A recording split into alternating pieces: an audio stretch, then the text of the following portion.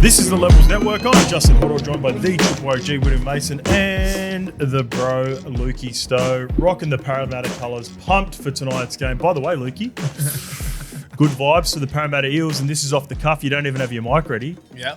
I haven't prepared you for this. Throw me. But I am 2 from 2 calling Parramatta Eels games live at the stadium, and the skipper is on tonight. So good vibes. There you go. Good vibes for your Parramatta Eels. There we go. Should be a good game. It will be a good game. I'm really looking forward to tonight's game, even before we get to that, Mace. The Eels versus Dolphins. It's a tricky one. It is a tricky one. Dolphins be filthy. Dropped the last two. Oh, last one or two? Two, yep. Last two. They're good. They're a decent side. Yep. Down here, they're hard to beat. Parramatta Stadium.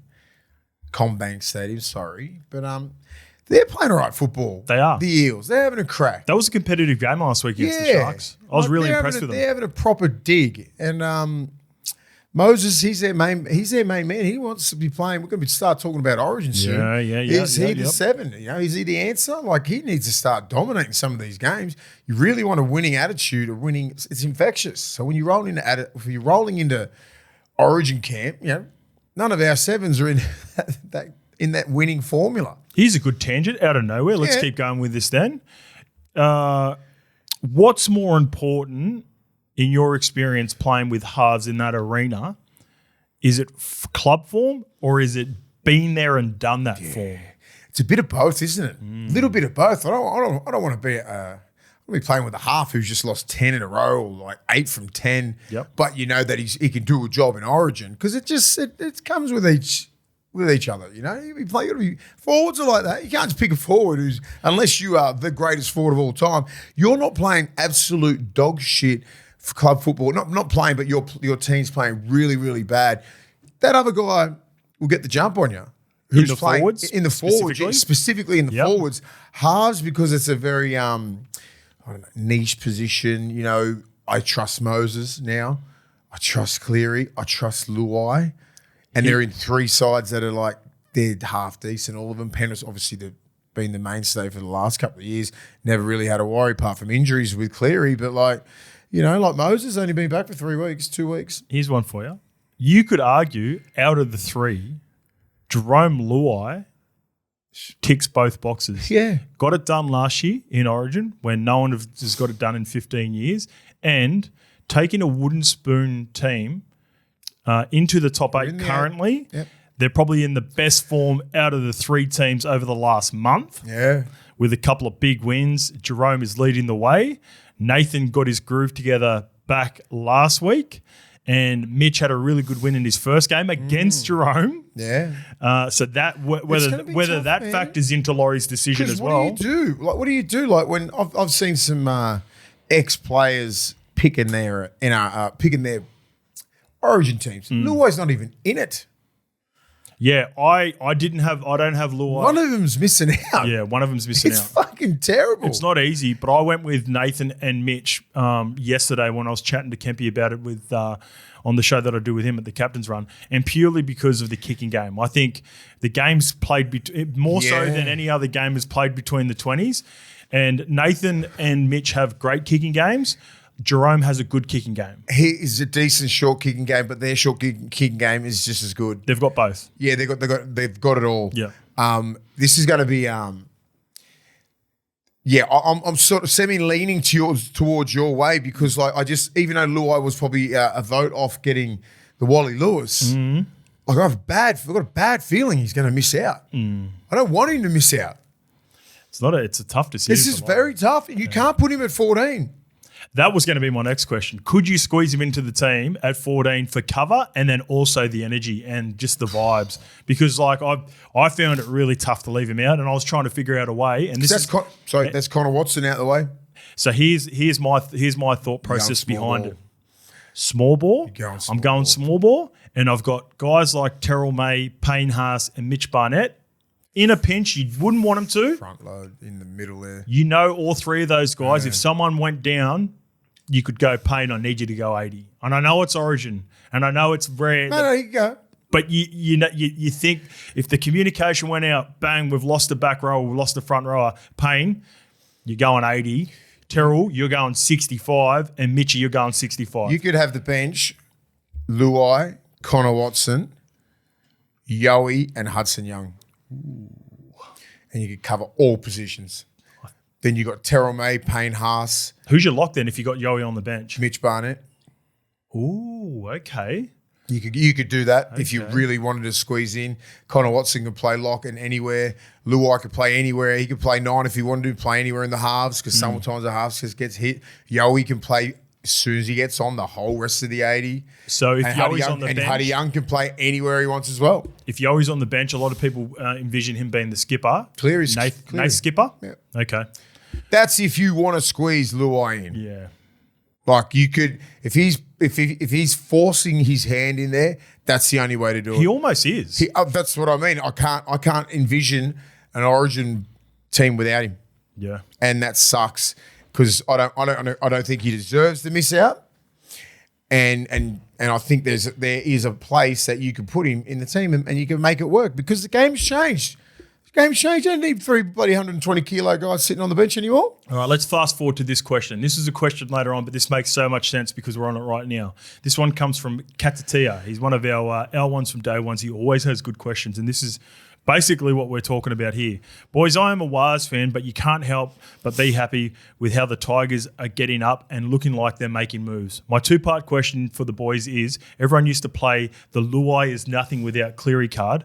But if you look at recent history, you could argue Luai has accomplished just as much, if not more than Cleary, in recent times. So why do you think Luai isn't spoken about on that level as Cleary? My other question is, what do the Tigers have to do to take the next step? And what would you do as the GM once Galvin leaves? Do you trust in Latu Fainu or do you go hunting for another 6 option?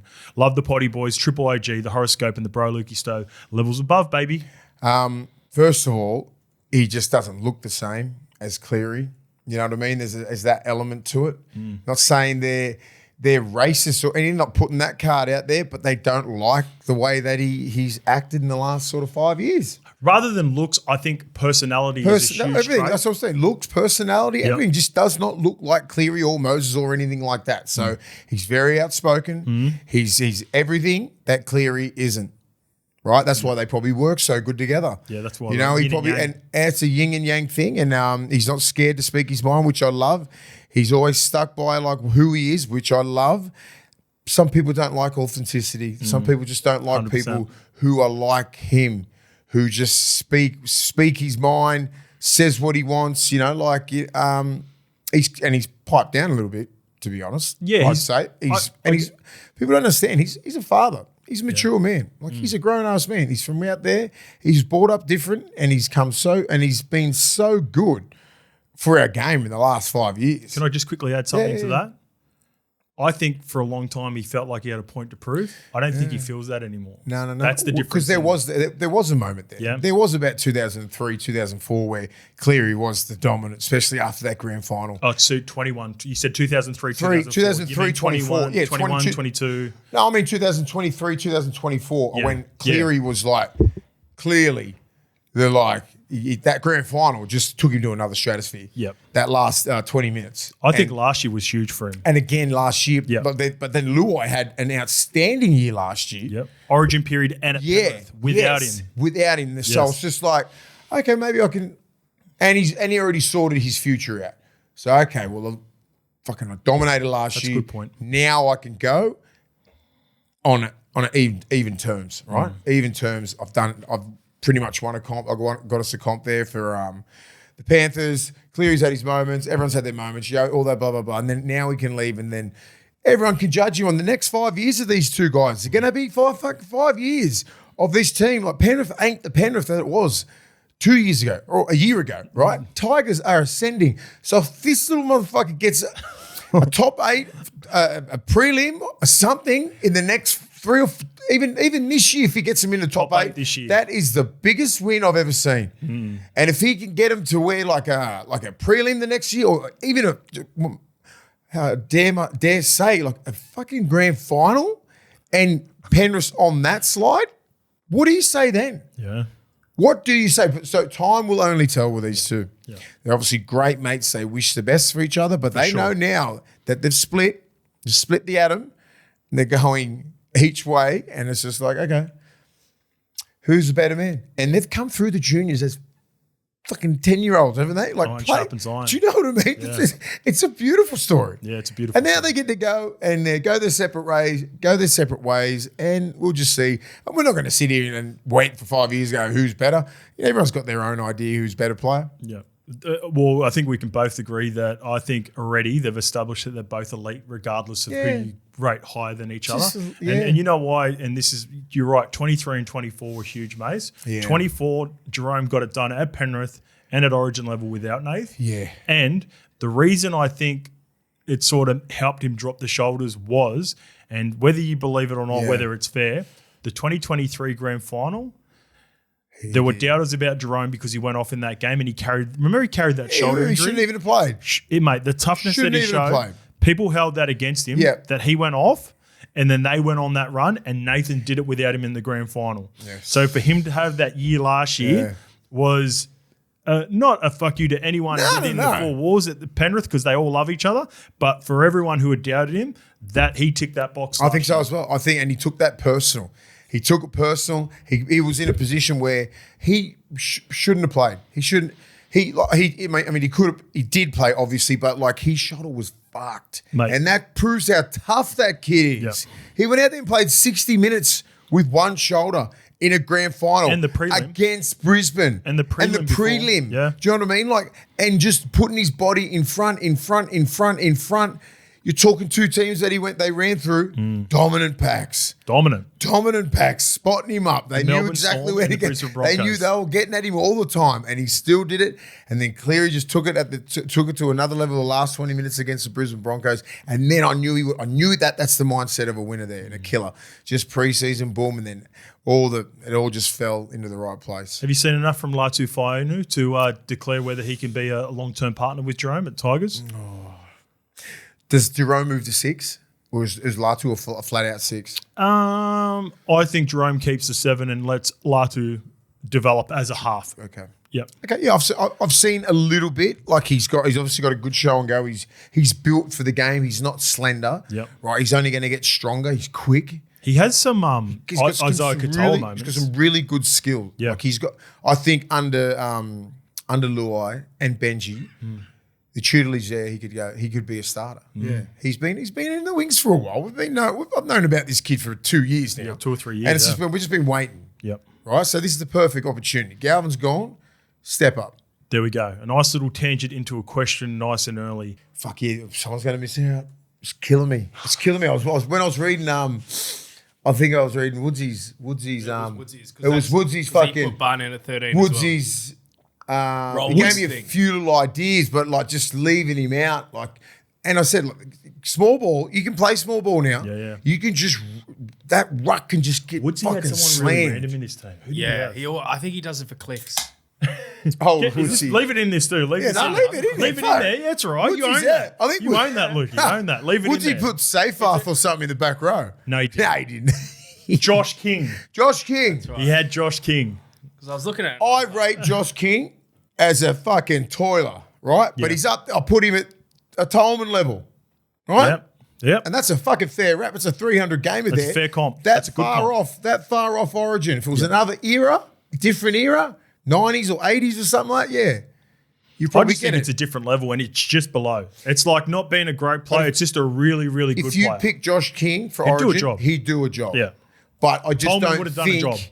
Yeah, it's exactly. Yeah. Tolman's, but it's about selectors and they pick the, they want to like, the Payne Haas's and all these blokes. Jakey, does he get picked?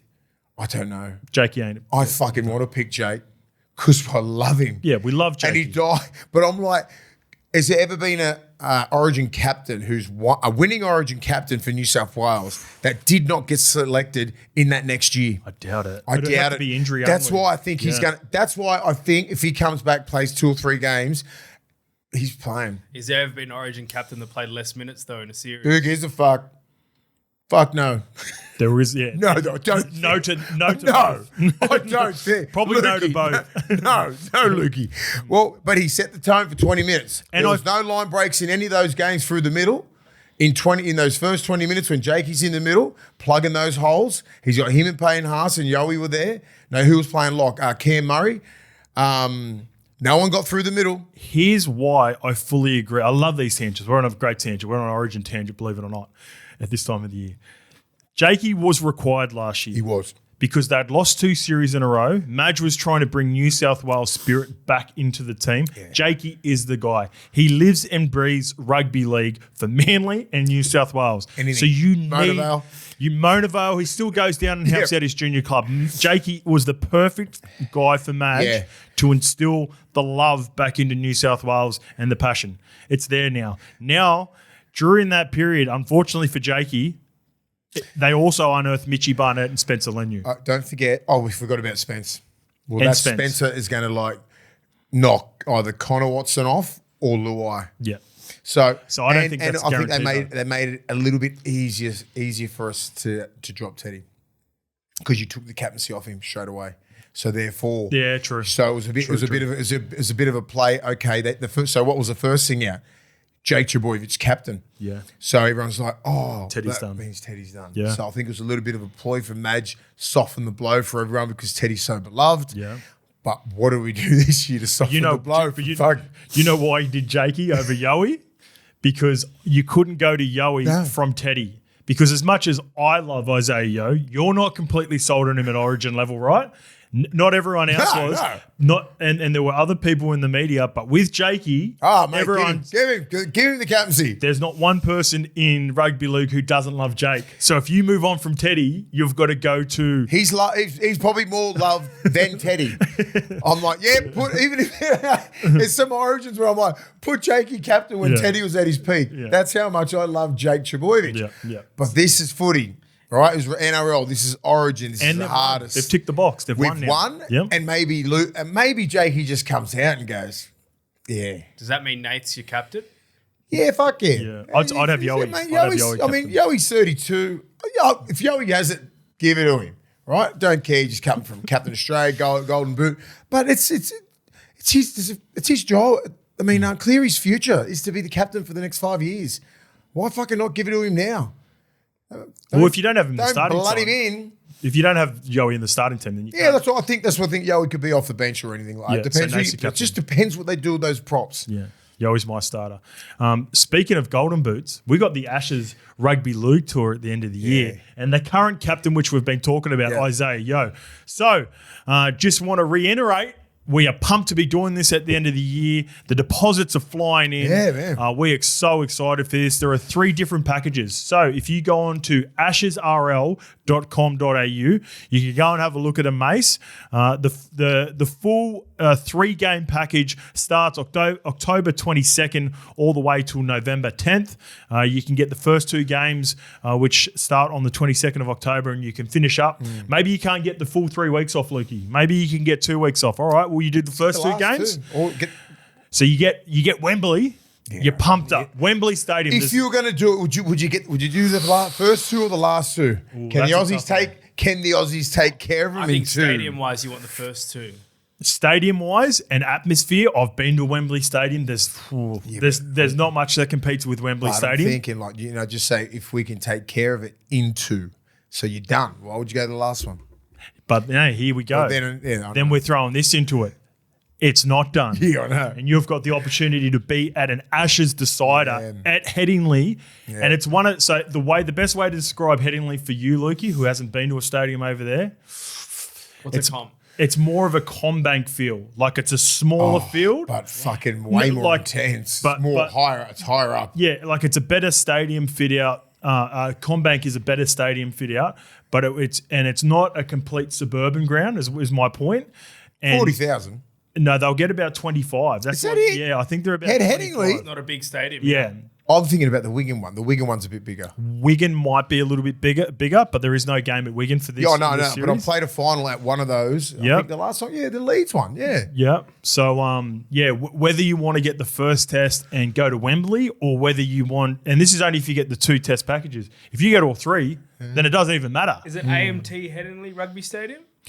Got to be. Is 21.5. It is 21.5. Feels like 50. It feels. That's my point. Feels like 50. When I go to Combank, what's the capacity of Combank? 19.7, sorry. Combank's 37. 31? Yeah, I think. It's not 40. It's not 40. Definitely not 40. I think it's lower than 37. It's around 35. 30. You always got 30. You always got a bit of GSA on. 38. I love it. I love it. So what do you want to do? Do you want to go all 3? Tick. Don't even worry about it. It's not a decision. Do you want, if you can only do 2, do you want to go to Wembley, or do you want, in my opinion, to be going to a decider at Headingley? Yeah, I want to decide. There you go. So you like it, and that's the part that I love about Combank. It's like there's 30,000 there, max capacity at that. What game was it? Para Tigers that I did? Felt like 50,000. I did Easter Friday games and Easter Monday. A Good Friday and Easter Monday. And there was 65,000 at the Bulldogs game, Mace. I'm telling you, the atmosphere. Louder? It felt the atmosphere at Combank felt better. I don't know, maybe because it's a little bit more closed. Built it like that. It's a little bit more closed off. That's the feeling at Headingley. Well, that's just the bag. That's the bagging of Homebush. You know, Doggies fans are awful. It was still but awesome. it's just out like that. We just it's just not a stadium for rugby league. Like the atmosphere wise, right? Like you have a look at Suncorp. It's built up like a coliseum. All those ones that are built and over the ground, they're the best grounds to play at. Like Huge the way factor. the Homebush was built, it's too far out that way, so the noise goes up. It doesn't go down. Love you, Akel. Hey, by the way, huge factor in that game. Bulldogs were smashing Rabbitohs as well. Para and Tigers went to the wire. Yeah. So the energy was just Yeah, pumping you the feel whole game. it. And it was back and forth. After about 25, 30 minutes, you realised the Bulldogs were going to smash no Rabbitohs. anticipation. No. And then the Tigers-Eels game was unreal. All right, mate. Let's get to. I'm good for a rant every now and again, mate. It's good. And I've got some dot points, and I want to get through this. And I just want to get a few things off my chest with the Brandon Smith situation. Yes. So for those that aren't aware, the standoff between the Roosters and South Sydney over Brandon Smith has degenerated into exactly what you would expect. It's become a total shit fight. The Roosters claim South Sydney have told them they're only prepared to take Smith off the Tricolours immediately for 160K of the best, not $1 more. The Bunnies say it's the Roosters who are trying to hit the go button on the deal. The Rabbitohs claim the Roosters want $200, so $40,000. And I seen 360 last night and the 100% footy, and everyone's talking about the arguing over 40. That seems to be the biggest point, right? They're arguing over 40,000, which for sure, in the grand scheme of things, we have it close to a $12 million cap. The fact that these two teams are being so petty because they hate each other so much over 40K just really sums up the hate between the two clubs. I understand. Which I love. I understand. I feel sorry for Brandon Smith, though. Very sympathetic. But I seen Cheese on the buy round yesterday, and you could see that he was clearly devastated. And for me, the irony of this is that I think, and it's only a small factor, but the podcast is probably a reason Cheese is in this position right now. And I'm not having a dig, but whether it's fair or not, that's irrelevant. Because when I've, over the years, and Lukey will know this, been working for ages, it's been so hard to get Roosters players for content. So my big thing, I reckon this is from a top to the bottom situation. Now, if you think about some of the content that we've been able to do with Rooster players, Lukey, Kez is the only one that really stands out. And why did Kez come on? Not to talk footy. It was golf content and it was NFL content, remember? So from an outsider looking in, Robbo strikes me as a very private sort of in-house sort of guy, which is fine. Yeah. But it's probably not something that they signed up with for Cheese, right? And this is not having, and I'm not having a crack at the buy round for this because I love the character of Cheese. I watch most of their content when he's on there because he's authentic and you could see the emotions in a guy like Cheese on that clip just pouring through. And it made me feel very sympathetic for him.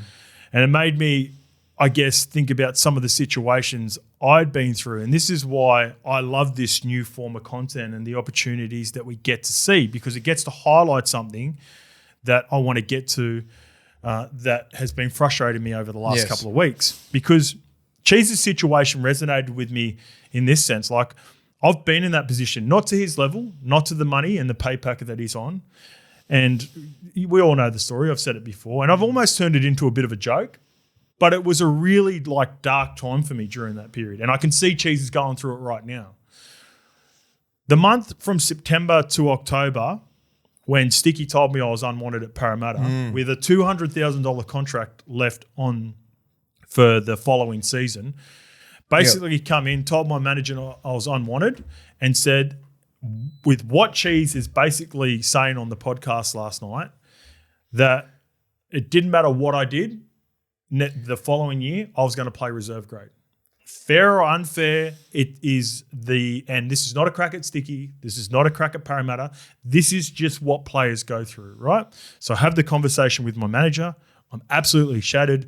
I didn't want to leave the club. You were young buck then, This is my second year. Yeah, like 23? Just signed a 3-year contract the year before. So So when I signed the contract in 2010, that was under Daniel Anderson. Then he shifts, moves on. We go to Stephen Kearney. I fall out of favour with Hooks. I remember. Yep. And then Ricky comes straight in, right? And the reason I bring that up is because, not to, I feel sorry for me, but this is why I'm sympathetic with Cheese at the moment and what he's going through. And it's the Roosters are the example here, and I want to be clear that it's not a crack at the Roosters. It's just a crack at the system.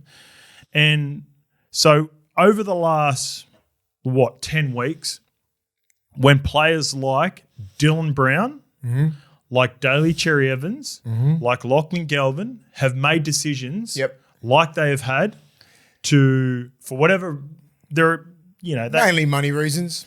It's all been about money. Yeah, that's what the narrative is. The narrative is they try and control you. Money. Potentially they're greedy. They want more. No loyalty. They've done what's best for them. There's no loyalty. There's no nothing. That's the narrative that the mainstream media try and control. Exactly. So I have very little sympathy for clubs because of my own situation and what's happening to Cheese right now, and some fans. And let me clarify, some fans. Yeah. When I say some fans, I have met plenty of do or die fans. Most of them are good guys. Some of them are fucking nuts, mate. I do a lot of work where I'm not only looking at comments for us, but I'm looking at comments on Kempies. I'm looking at comments on Buy Round and Hello Sports, and then I also go and look at comments on Parramatta Eels pages when they're struggling and losing 3 in a row, and how quickly fans can turn on players. Right, so it's not just exempt from the club and coaches and administration. Yeah. Fans turn on players as well. Yes. So I don't really have sympathy for those fans. The do or die fans, don't get me wrong. Yeah. I had fans that were great to me at both Parramatta and Manly, regardless of whether my form had dipped or was good or whatever, because I wore the jersey. Yeah. So I think that's important to say that there are decent fans out there. But Dom Young's another prime example. And we'll get to that in a bit, right? Jeez, that's another one. Different situation, same circumstances. So the big problem with Dom Young is different to Cheese. So when I talked about the things that Cheese are doing. This is worse than Cheese. In a way. So with Dom, it is. He's his second year out of 4. They've basically come out, or the reports have been that they haven't been able to fix his defensive reads. And, you have been super critical of his yardage carries, and they obviously view that as a problem. So this seems to be purely footy focused. Yeah.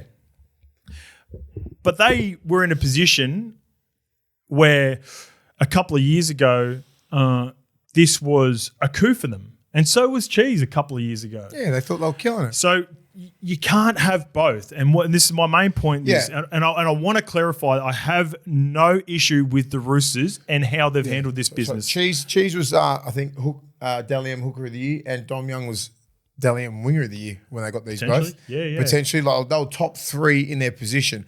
Got them. Yep. After that, because that Knights year, 23 tries. I believe he broke the record. Yeah, Cheese had a gun year, so they both got these guys on some big coin and expected big things. And this is what the part I want to clarify as well, because it feels like I'm having a dig at the Roosters, but they're the example right now because they're going through it with 2 players. And they have, and look, over the time they have been ruthless because they've got a ruthless mindset of winning championships, and they very rarely go through bad periods for an extended period of time. Yep. But I just want people to, and especially the fans, to be aware when we see these situations that it goes both ways. Yes. And why perceived star players make selfish decisions or they don't put the club and fans first. These are the examples. Yes. So when you blow up about losing a Lachlan Galvin or a DCE or a Dylan Brown for big pay packets, this is why those players don't give a shit. This is why. Because they see their brethren and their brothers and everything like that go through that shit. That's why I've been through a lot of shit with some clubs, and I was never been in that position like that. But like my mates who work just as hard, who get let go, everything like that, we see that as players, and I don't forget that. Loyalty went out the window as soon as I left the Dogs. I could not give a fuck about it. As soon as I left that, as soon as I saw it and I knew it was a business, I'm like, oh shit. Because we were like indoctrinated from the guys from the 90s and everything like that. It was all that loyalty, stay at the club. But then, you getting told by a board, yeah, we're going to flick some of your best mates, this, and this to make you, and we'll give you an upgrade, blah. I'm like, what the fuck is happening here? You know what I mean? You see it like that because it's a business. Because we're a bunch of wild, loose humans as well. But they wanted to split that whole group up. And then I get an upgrade, lose some of my best mates, and I went, fuck this, I'm out. But I just didn't say that to anyone because I just couldn't, that's my business, right? Yeah, and again, this is why I love doing this podcast, mates, because I feel like, and I realised this recently, we talked about it, and I probably took it for granted. I feel like we've got a decent enough platform where our opinion holds some weight in the community. So I love the opportunity that we have right now to call this out because we've got no agenda. We're not tied to anyone. No. We do this. We call it exactly how we see it. And I want to clarify, nothing against, and this is because I've used the Roosters as an example because they're going through it right now. It happens at other clubs.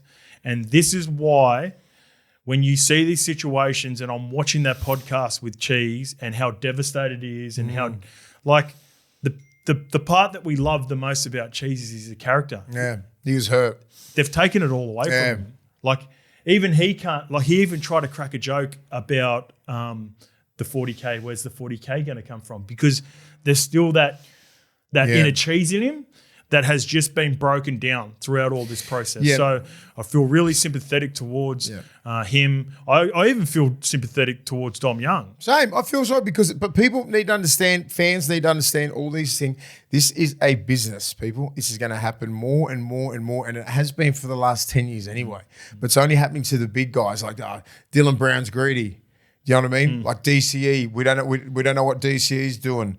All these big deals are coming in. Galvin's greedy. Why? Because they're superstars and they're not fitting with the narrative of and the club signing. Don't want to let them go. Oh, the club don't want to let them go, but they want to go. So where's the loyalty here? Where you're you're a local junior. All this shit. Fucking who cares? Get it with. And these are the diehard supporters that don't really understand anything. Right? It's a business.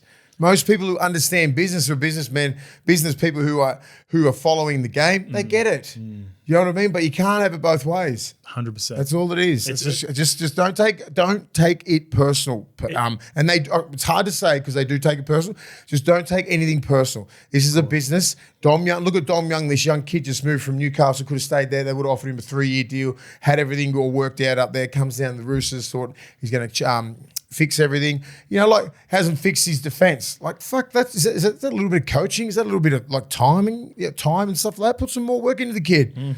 Well, I get it. He doesn't make his best reads and everything like that, but you don't just go fucking, all right, find another club, mate.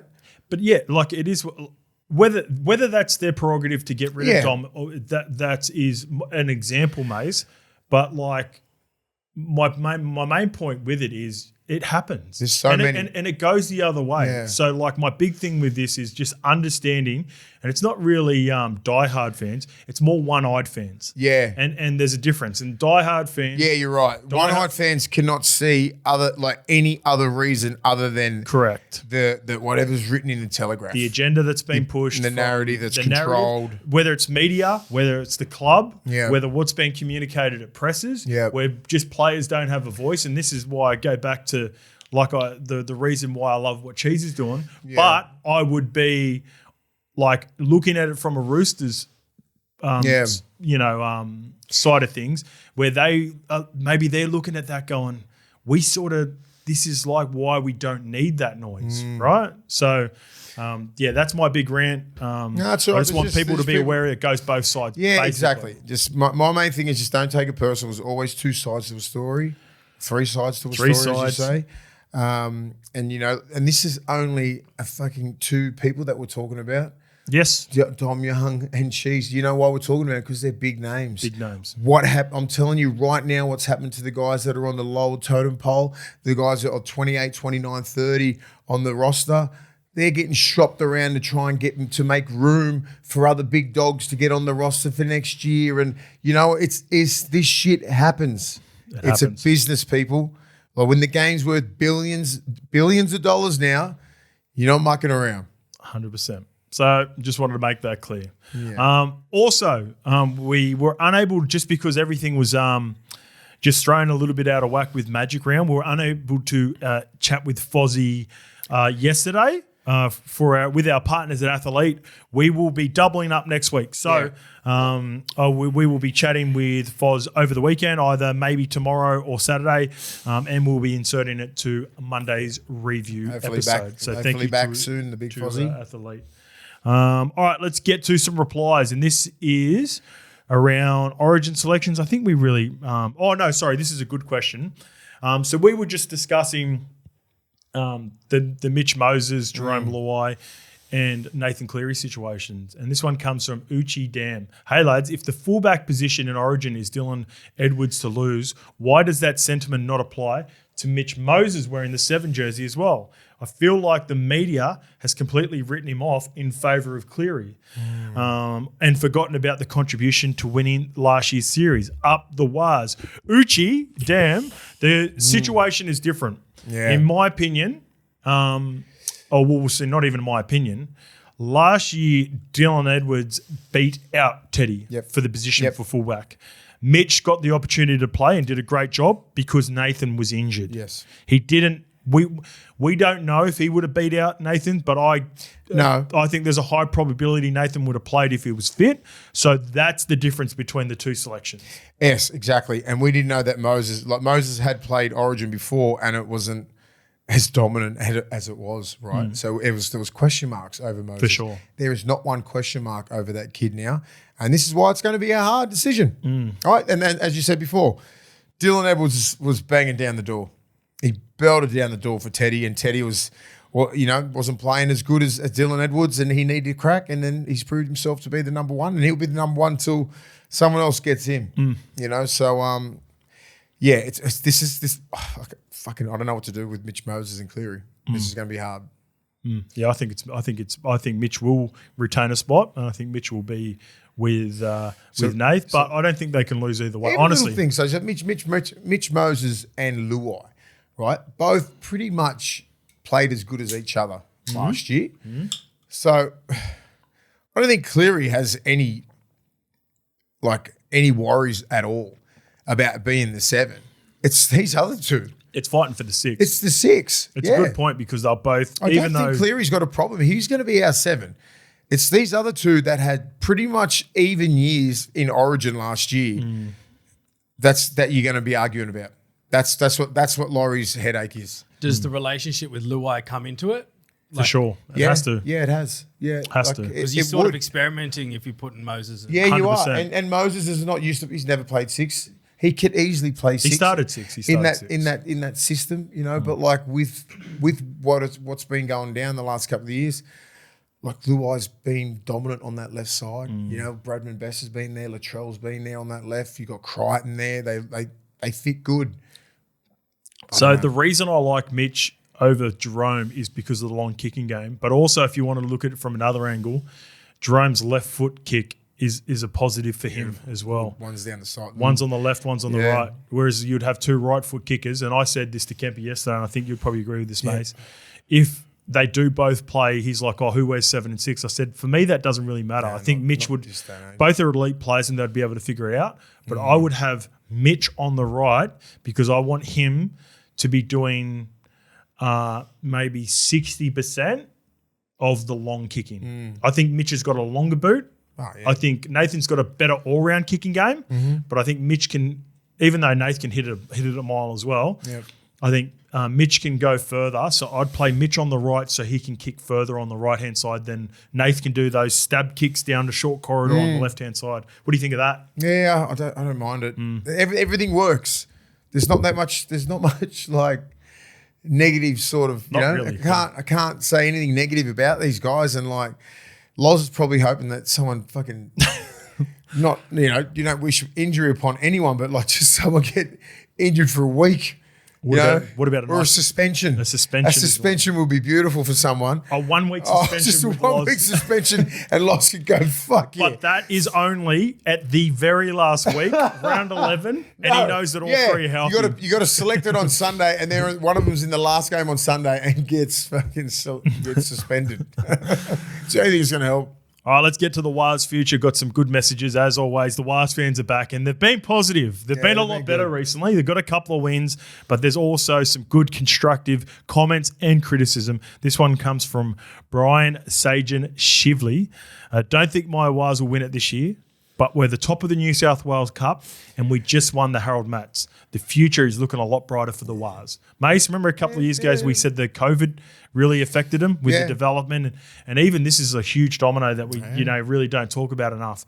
They were so close to getting Gus during that period, and then because the COVID situation, Gus ended up going with the Bulldogs. Now we're starting to see the fruits of the junior development and the success of the junior club. He set up a little bit of a plan there, Gus, didn't he? And then whoever he was had under his wing there did exactly what Gus was teaching him. So to be winning New South Wales Cup is big. Yeah, it is huge because it's I know it's only round 9, 10, but there's fucking good sides in New South Wales Cup. Top 14 in like NRL and leading New South Wales Cup. You've got a lot of like first graders in that side, and this depends on coaching as well because. Some players get dropped and they're like, oh, my God, I should be in first grade. But, you're not. Yep. So get them up for this game. Harold Matts, that's 17s. That's pretty good to win that. 2 years away, some of these guys from full-time contracts. Exactly. Yep. So you're talking two stages there, which, we look at our Harold Matts and SG ballers like, the future of first grade, right? And, New South Wales Cup is pretty important as well to have those real strong guys. See, when they do have a couple of injuries, the Warriors, they bring these boys up from New South Wales Cup. They don't look like they don't belong. Yeah. Some players in some clubs where they've got lesser depth, you put these kids up, they're only playing like 10, 15 minutes because they're not trusted. That's a good point. Yeah, Webby fully believes in the people that they bring in, doesn't he? Yeah, so, and this is a credit to the depth. And this one's from Jay Rich, up the fucking wires, baby. I still reckon we've only hit maybe 45 to 60% of our potential. I agree. Considering we lost Tohu, Adam Fanua-Blake, SJ, and Dylan Walker, what a start to the year. Our halves are still building chemistry, and no matter what happens here on, I couldn't be happier.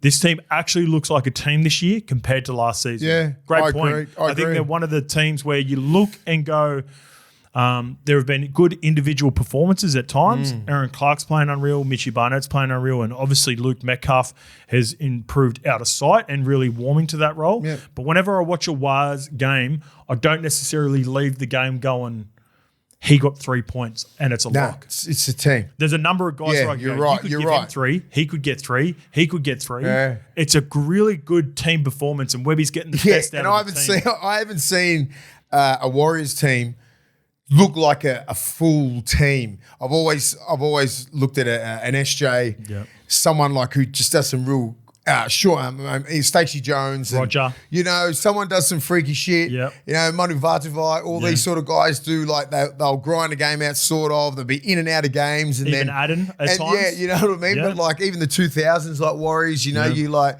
didn't look like a complete team like this, who they look like they'll fucking grind you into the dirt. 100%. And that's where you got to keep the DNA of the Warriors. You know, like, they play smash mouth football. They're hard men, but they got a bit of skill now, and they can kick you into corners. And they're playing that possession game, that field position game. They're playing all the right things. That's how you got to fucking win in the NRL today. It's not fucking mad skills like Ali Lauatiti and all that kind of stuff. That'll get you the 2000s. Yeah, that was great football. Torpy. They played the best football. I played against those crazy fucking teams, mate. Now you got to play how they're playing. They're well coached. You've got the right people in the right places. So that's a team that can give it a crack. They're in that 6 to 7 teams that can win the comp. Yep, I'm with you. I don't know.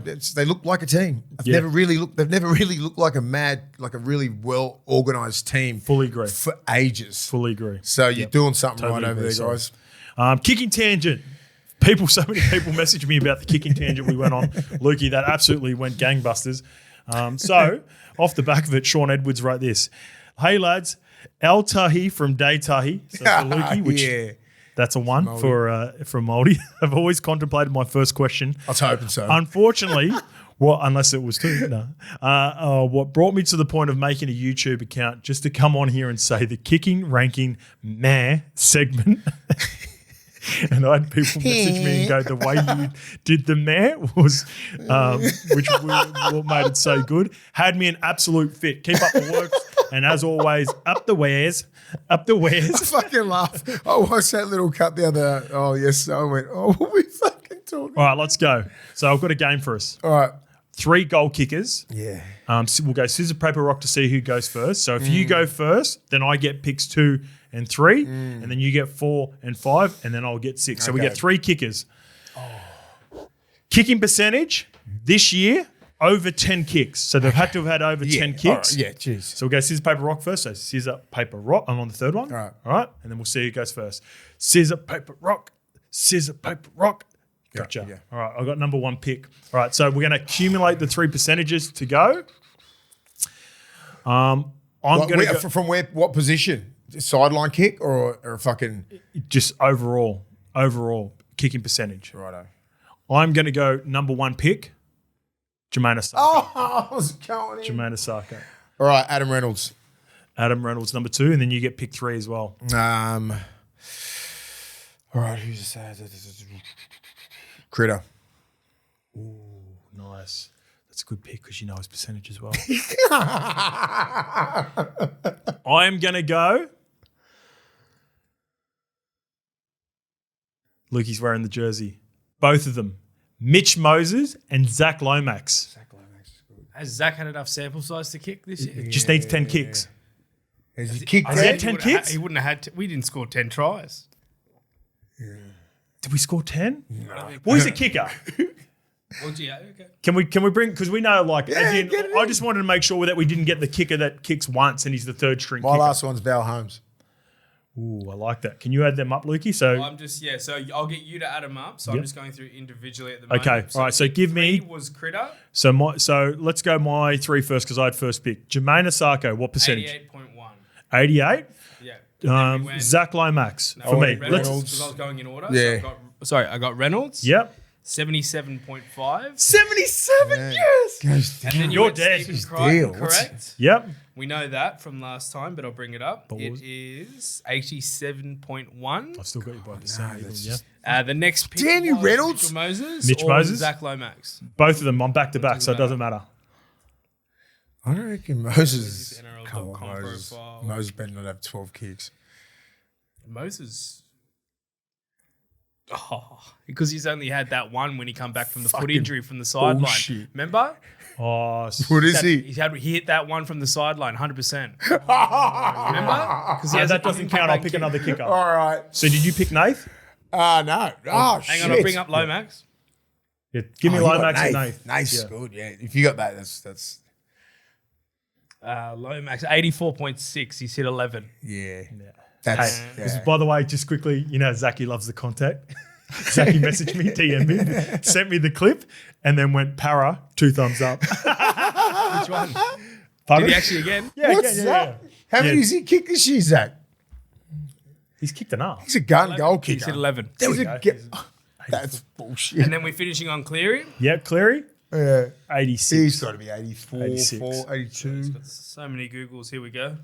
Reynolds killed you. Yeah, he 20, did. 29 goals at 90.6. 90.6. How did Nath get all the way to 5th pick? Boom. Oh, yeah, Dead. Don't even worry. Yeah. Life. What's Val Holmes? Yeah, Val. They're all good strikers. Here we go. Last little bit of the game. Go closest. Val, he had a stinker against He's had a the few this year. In the wet. one. No, he had a really bad game against the Storm. Souths. They scored 5. They It'd scored be 5 like tries. 78. 75.7. Yeah. 75.7. Almost Val. 70. I thought 28. Reynolds. I was probably thinking overall they'll be all like better kickers. Well, not you know just this why? year. And this is a factor They are against the pretty good Broncos because they scored so many kicks, more opportunities brings the percentage down. Yeah, you're right. Nathan haven't been playing Davis as well. played Penrith. fuck all. And So he'd you kick a him, 3 he'd kick from them 4, all. a 4 Yeah. from 4, I was just thinking, yeah. and they scored Exactly. heaps. Jesse Arthurs is leading the try scoring, so he scored 9 tries on the left hand Yeah. side. Selwyn Cobbo scored about Always. 5 on the on the right. Reynolds. Yeah, what am I doing with Reynolds? If we went down the park, who's winning out of you two? Oh, me.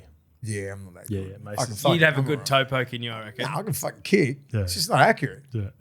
that's half the battle, isn't it?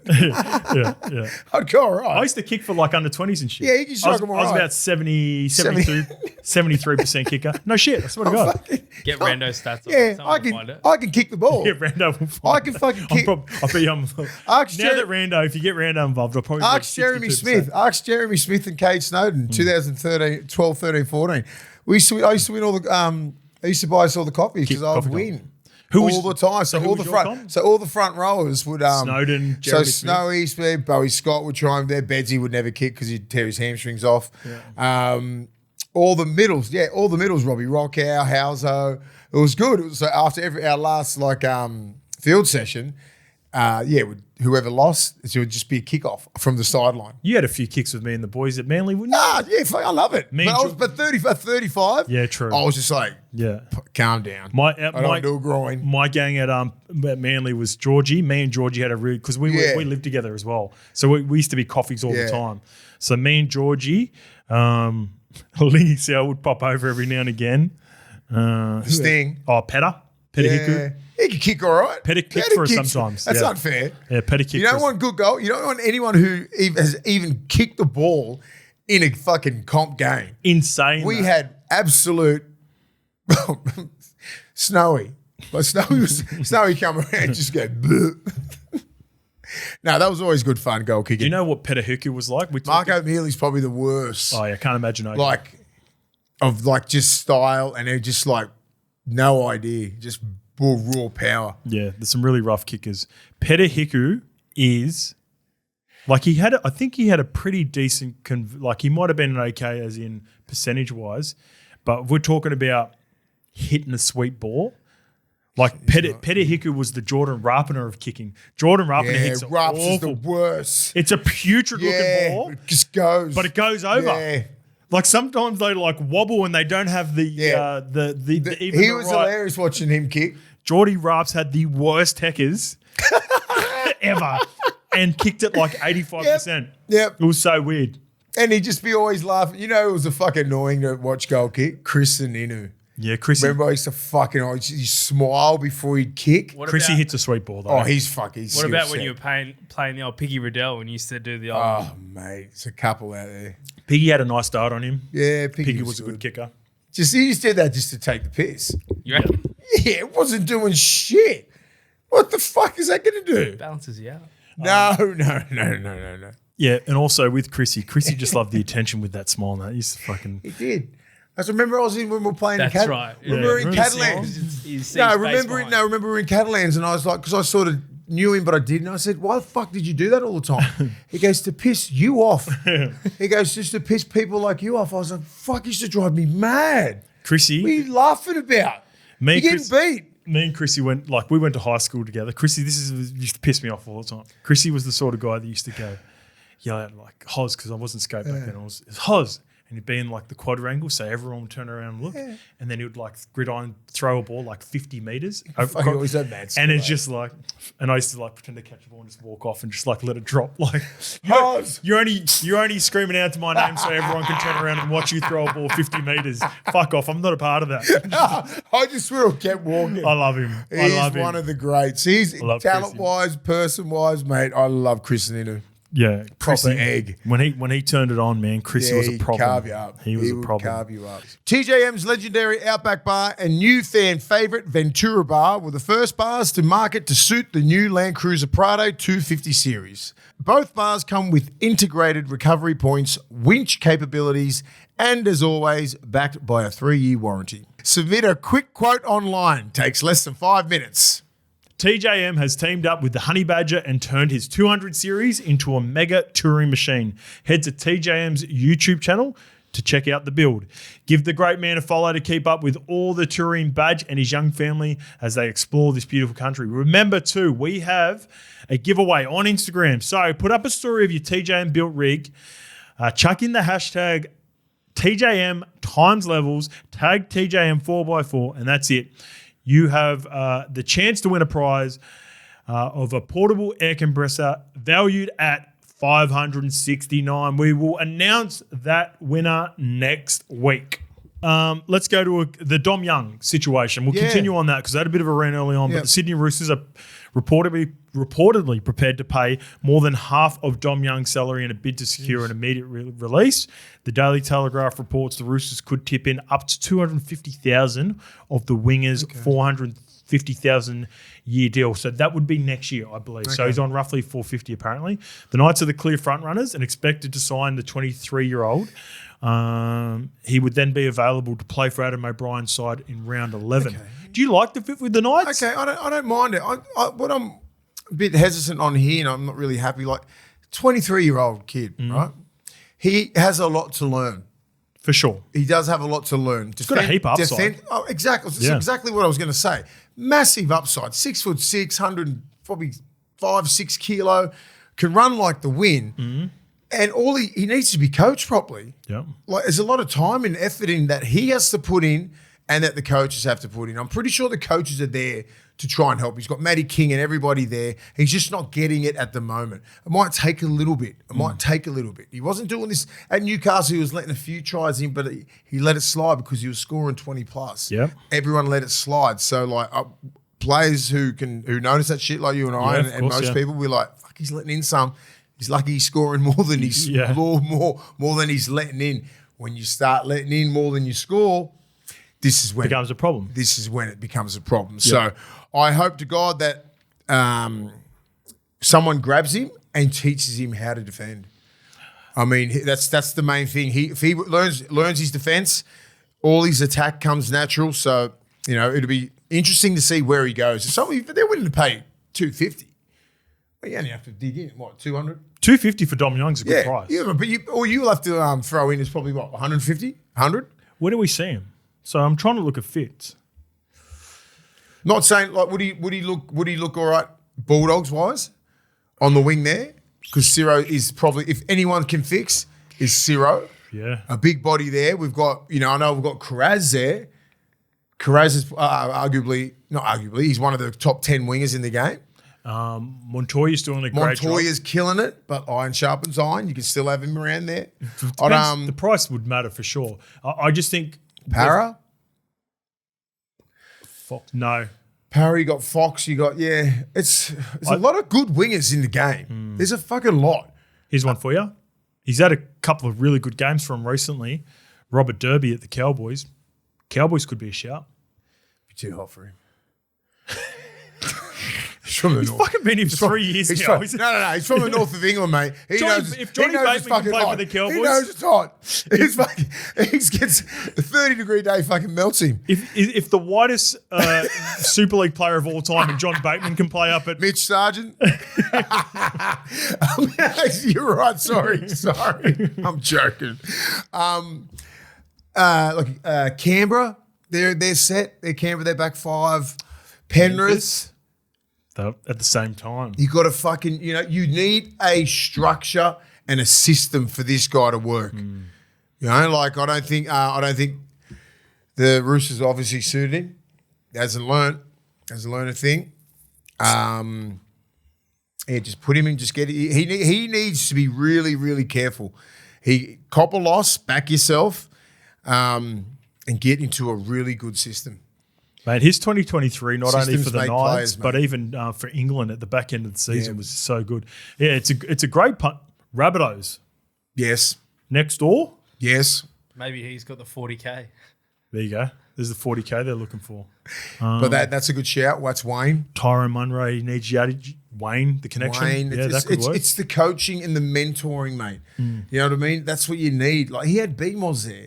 BMOS arguably one of the best defensive wingers, and Matty King. But here's the thing with the Roosters. I know. And this has been my one thing and my one criticism with them, and now I'm going to look like a hater because I've already sort of given them a little bit at the start. They've never had the ability to, in my opinion, to bring players in and coach up and develop players. They never have.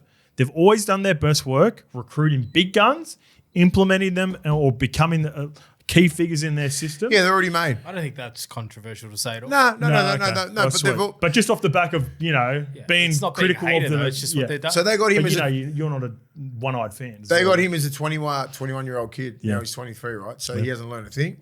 He knows how to score tries. He knows how to catch bombs, all that kind of stuff. But he hasn't learnt the art of a winger yet. This is not a joke anymore to be a winger. They don't just make teams up like they did 30 years ago. So now they have to have a skill set. They have to stop tries. They can't be a weakness down their edge because you're gonna get done. So make that into a strength, Dom Young, and then be back to where you are. Because I'm rooting for the kid. He's got everything. He just needs to concentrate on being the best winger because he's got all the skills. He's like, fuck, he's an animal, mate. He needs to learn his play twos and all this kind of stuff. Like, wingers aren't jokes anymore. They're so important. They are so important to your go forward. Your back five's got to be good. You got to be competing in the air. You got to be able, all these little intricacies of the game. He needs to be coached properly. Could Dragons be a shout? Yeah. Go from North Coast to South Coast, a little bit out of sight, out of mind, sort of suited Dom a little bit. And then also like Tyrell Sloan, Tui Palatu, Finau, all these players, they haven't necessarily locked down the spot. No one's a lock. They've played good footy, but then it's a younger guy rather than like Flanner gets a guy who's got about 3 or 4 years experience, played for England while also being young, because the forwards, I feel like the forwards are set. Like we're about to talk about young Locos getting his crack on the weekend, Hamish Stewart, Toby Couchman, Dylan Egan. They've got good young ascending players in the forward pack. They probably just need a few more younger ascending players in the back line. Does he go? Does he love Newcastle? Does he get along with Adam O'Brien? Does he like? Is that his end destination? Most likely. You got Marju there, totally opposite. He's way shorter. You know what I mean? A little pocket rocket. And then you got Schiller's okay. But, it's not like he's looking at Schiller going, fuck, can't get past that kid. That's a good point. It's unstoppable. That's Brian Toto there. Fuck no. Yeah. He's going there going, you know what? Schiller, me and you are going to go at it. Yeah. And I'm going to get your spot. Okay. Yep. I don't hate that. I want that attitude, but I'll really need him, just concentrate on the game, bro. Like, you got to... This is you're 23. You got another 10 years in you, mate. You asked a good question before, Lukey, just before we. What are they doing? Are they just clearing up cap space? They trying to get the Roosters. The Roosters. Fucks me. They just go through little stages there. Like, remember, I was there in 2008 and 9, and then so like Ogre was a bit busted. I was just coming back from an ACL. Freddie just got sacked. Fitzy was going fucking like we're all like. It was just a shit show, really. Like we had pretty much the same team in 2008 that we did in 2009. We ended up getting the fucking spoon, and then everyone was like, "What are we doing?" Under the pump. Yeah, under the pump. I felt it, and so I had a good talk with Nick, And Brian Smith was coming in as a coach. And at that time, fucking me and him didn't say a word to each other. I fucking hated him. He hated me.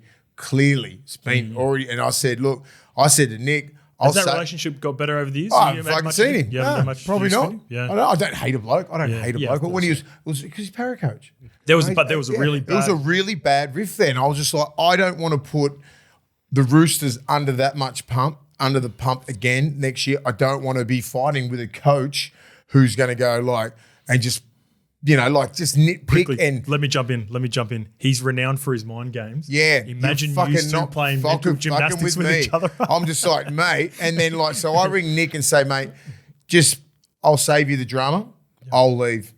Yeah. I said, I don't want anything to do with this guy. Is that when you went to the Cowboys? That's when I went to the Cowboys. Yeah. So I was just thinking, I was like, what do I go? How do I get out of fuck? Just get me out of here.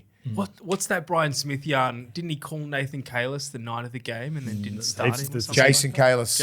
Jason Kalis used to warm players up, start him. He was a starter and then warmed up and then wasn't happy with his warm up and didn't even play.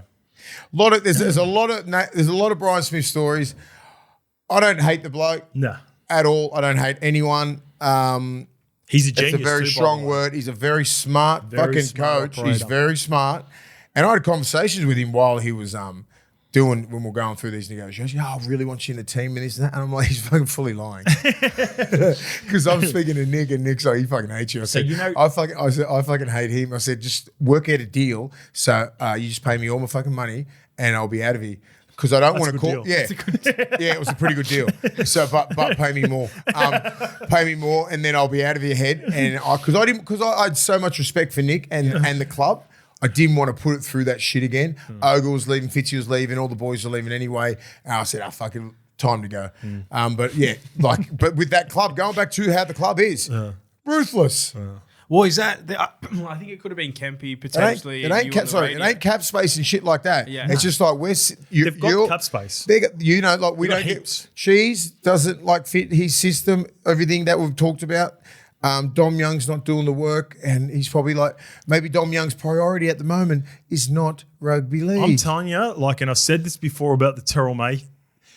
The Roosters recruit and retain a certain type of personality. But because it's like they don't. Didn't someone say that Nick doesn't do rebuilds, so he preferred to just basically throw the toys out the pram, get it done in a year, and then you're back from next year? Mate, they've got a really great, and I've said this before, 2012 at Para, I was playing them in an early version of the Wooden Spoon game about 3 games ago.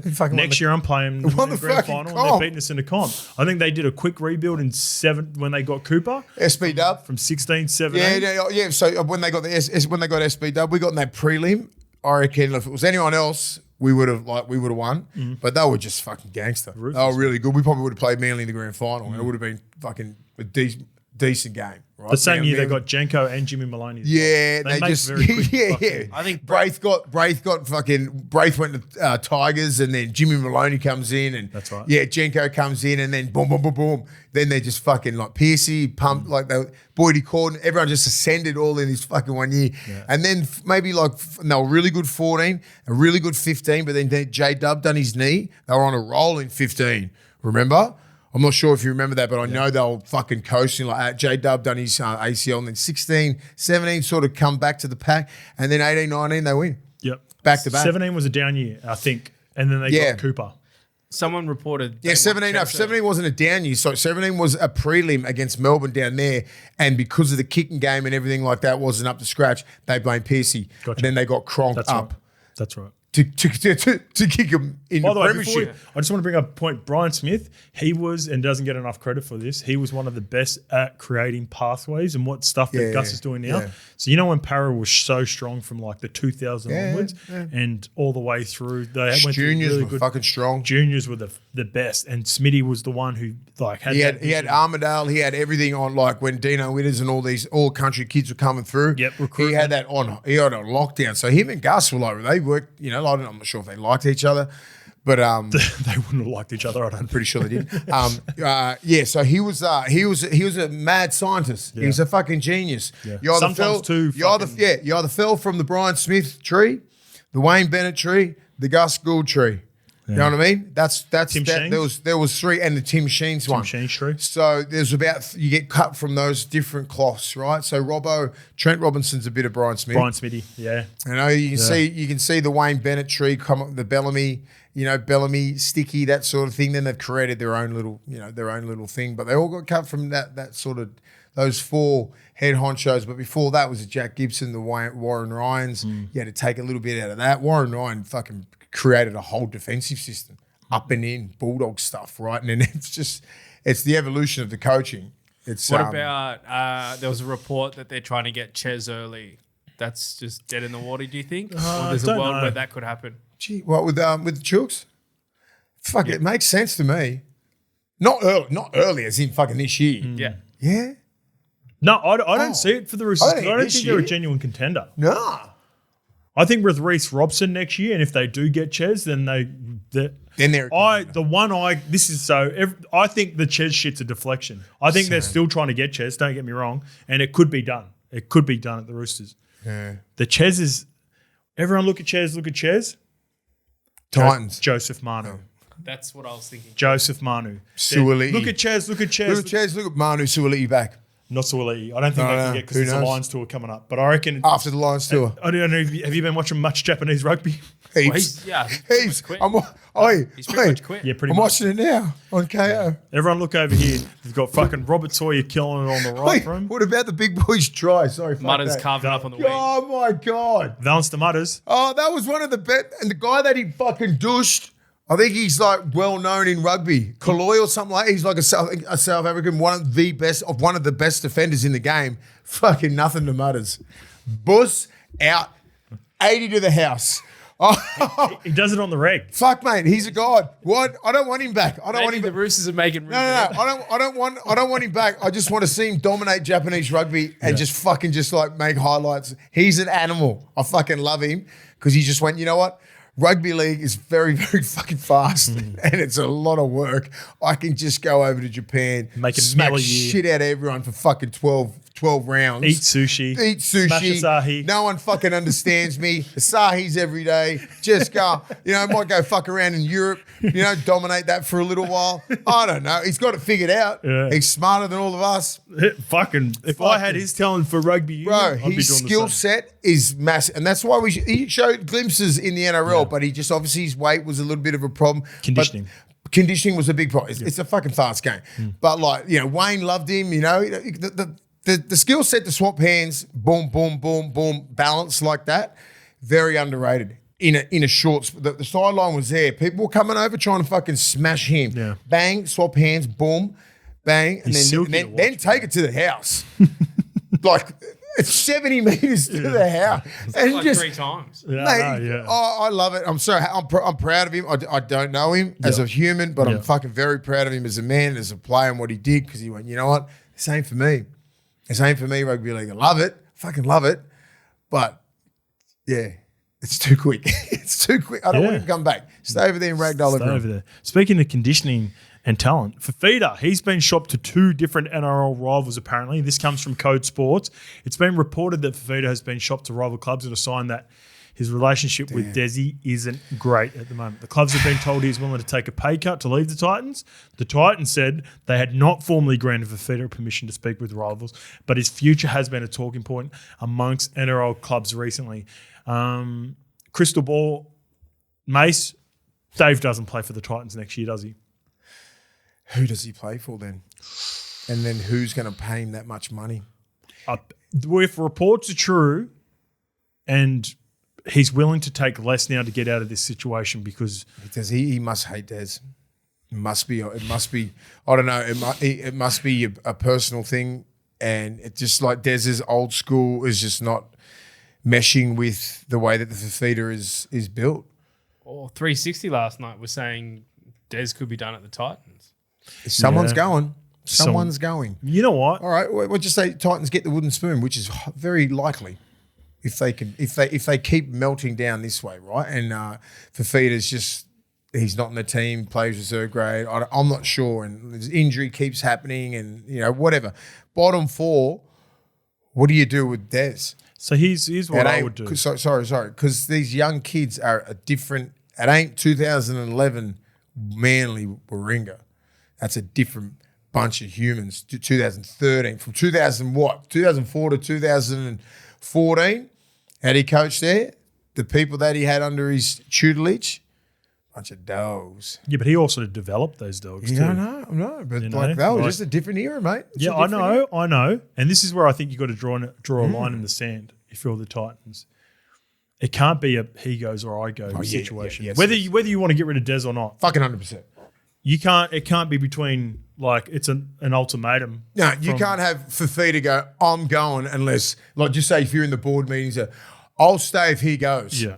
It ain't happening like that. Because that's a bad message. No one's bigger than the club. Yeah. No one's bigger than the club. So. If they want to get rid of Des for other factors and wherever you sit, like, so be it. But I reckon if I'm the Titans, work it out. Try. Again, his name always stands out for me with a guy like David Fifita, and it's been a position of need for them for a long time. If they can try to figure out to get him for the right price, Rabbitohs with Wayne for Dave. They haven't had a left edge back row that can play consistently. I like that. Imagine him with Cody Walker, Latrell out the back, and Wayne motivating him and just nursing him. That's it's top, the perfect immediate top 8. Yeah. And if Cam Murray coming back, you put him on that left edge. God, Cody scary. Walker. He'd be 7. Loving it. They put Cody Walker sign up before you deal. But that's a good shout. But there is pros and cons with them. And so this is the part. This again, we're referring to Kempy because we're discussing a lot of things we're discussing today. We're having a chat about Dave, and he was like, "Well, Foz got the best out of him." And I said this to Kempy, and you can relate to this too, Mace. Do you know why Foz got the best out of him? Because I ran my best lines that I ran in my career with Foz because I knew if it wasn't on, he would take a lick from me. Yeah, he doesn't have that. Cody will take a lick, or he'll give it to someone else in a position where Dave can get Dave at the Rabbitohs would be a perfect fit for everyone. I always say when David hasn't got a decent ball player with him, I put him in the middle. I just want him to attack. I don't want him to overcomplicate it and go and use those excuses like, I don't have Foz. I don't have this. No. You're in the middle, mate. You can get the ball on both sides of the ruck, get off the 7, get off the 6, get crossed up, do anything like that. And I just think they never, ever even entertained it. Like, put him in the middle. He's the most destructive ball runner in the game. You just got to play him out there for 60 minutes, get him fit, and he can just play wherever he wants. He's proved that before. Yeah, he can play Origin. Like, he can play Origin and just kill it, right? He's nearly he can't be tackled. There's some games where he does that. Like, you just got to take that bullshit element out of him. So you're playing left edge or you're playing right edge. Right edge is the worst position for that guy because he has to fucking kick chase everything, work hard for a market. Like, you know what I mean? You got to know what sort of player he is. Yeah, he's a powerful, destructive athlete. Put him in the middle for 20, 25 minutes, take him off, right? Then put him back on. You know what I mean? Like, you got Fodawaker and Do you think he wants to play middle though, mate? Fuck no, but put him in the middle. Yeah. That's what I'm saying. He doesn't want to, but like, he can get the ball. And you just got to give him little things like, I want 20 fucking hit-ups by the end of this game. Yeah. I need 25 touches so he can pass the ball out the back because he's got a skill set like that. And I want about 55, 60 minutes of just complete destruction. Give it to me. Right? Until like Fozzie comes back. I just wouldn't have mucked around with him like that. I just would have played him straight in the middle at lock. You got Tino, you got Fodawaker, and you got FIFITA in your middle. Everyone else can just work. He ain't gonna give you 50 tackles. Such a powerful pack, isn't it? And that's so powerful. And then you got Famore, and then you got Cleese Haas. That's a decent pack. It's enough, right? But playing properly, I know what sort of player he is. You sit him on a right edge, look at the body language on him. He's fucking looking at the... Disinterested. Yeah. You put him in the middle, you try and look disinterested. Your head's on a swivel, mate. You've got to be working your ass off, so you've got to make him work. You've got to make him work and be interested. Left edge, he's still fucking got too much time to be mucking around. In the middle, you just don't. You got to get the ball. You can build a combination with Tino. Tino can get the ball, bang, early ball to fucking to Big Dave. Get us to an edge. You know, like he's a smart player. But if you put him in positions where he can fucking choose the other option of like not kick chasing that fucking far, not that hard, not working from marker, probably getting down there on the second wave. Trust me, I used to fucking never kick chase. Right side back rower sucks. You know what I mean? Because all you do is kick chase and you get fuck all ball. Yeah, it's funny the little adjustments that you got to make. Little adjustments you got to make because he's going to get hardly any ball, and if it does get over the other side of the numbers line, he never goes over to the open. You know what I mean? Like little things like that, like and left side back row, like Famore's killing it. He's killing it. Yeah, so you don't change that. So this just doesn't fit. But that's where been my problem. I'm like, put him in the middle. Okay. He will be fine. We'll see what happens. We'll see if David Fifita ends up playing any more games at the Titans even this year. And then back to the point of where the fuck does he go? Who knows? Yeah. But it's definitely not going to be, hey, you get rid of Des or I'm leaving. They're like, fuck off. That's what happens. Well, they both could go. Because exactly. Yeah. There could be a world where they both, like Desi doesn't get results, they get rid of him. Dave, they move Dave on because he's on a huge number and someone's willing to chip in half of it. And Titans just get rid of it.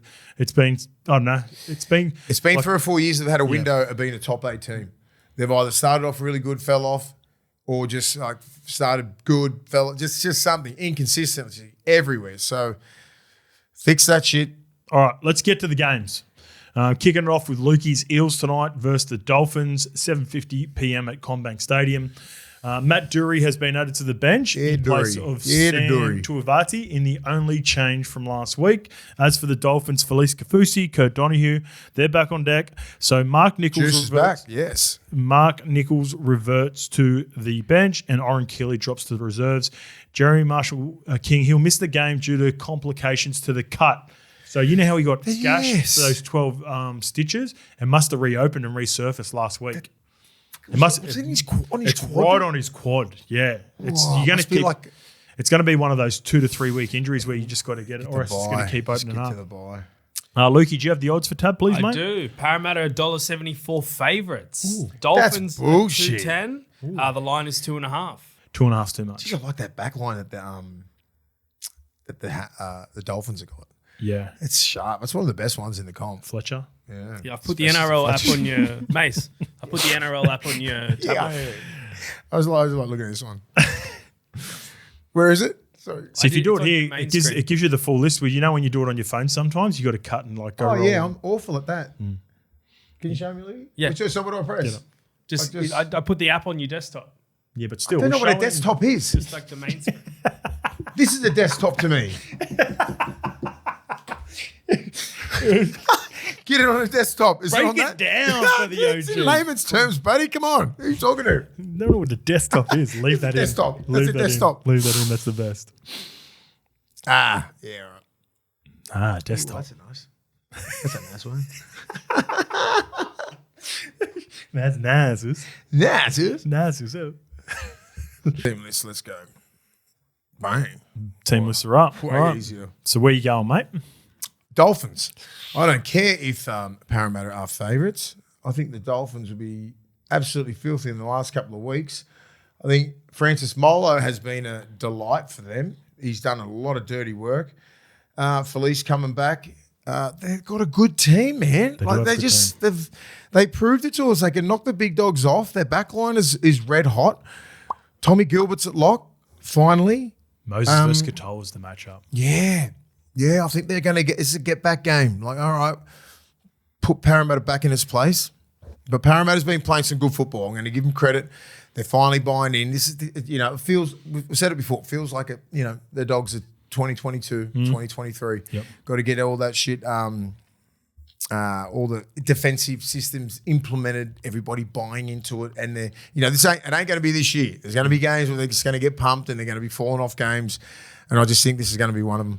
All right, I'm going to go the opposite. I got the Eels because, like I said, I'm calling the game and I've got a good record there. That's the deciding factor. It's a coin flip, and I'll take some omenary. Is omenary a word, Lukey?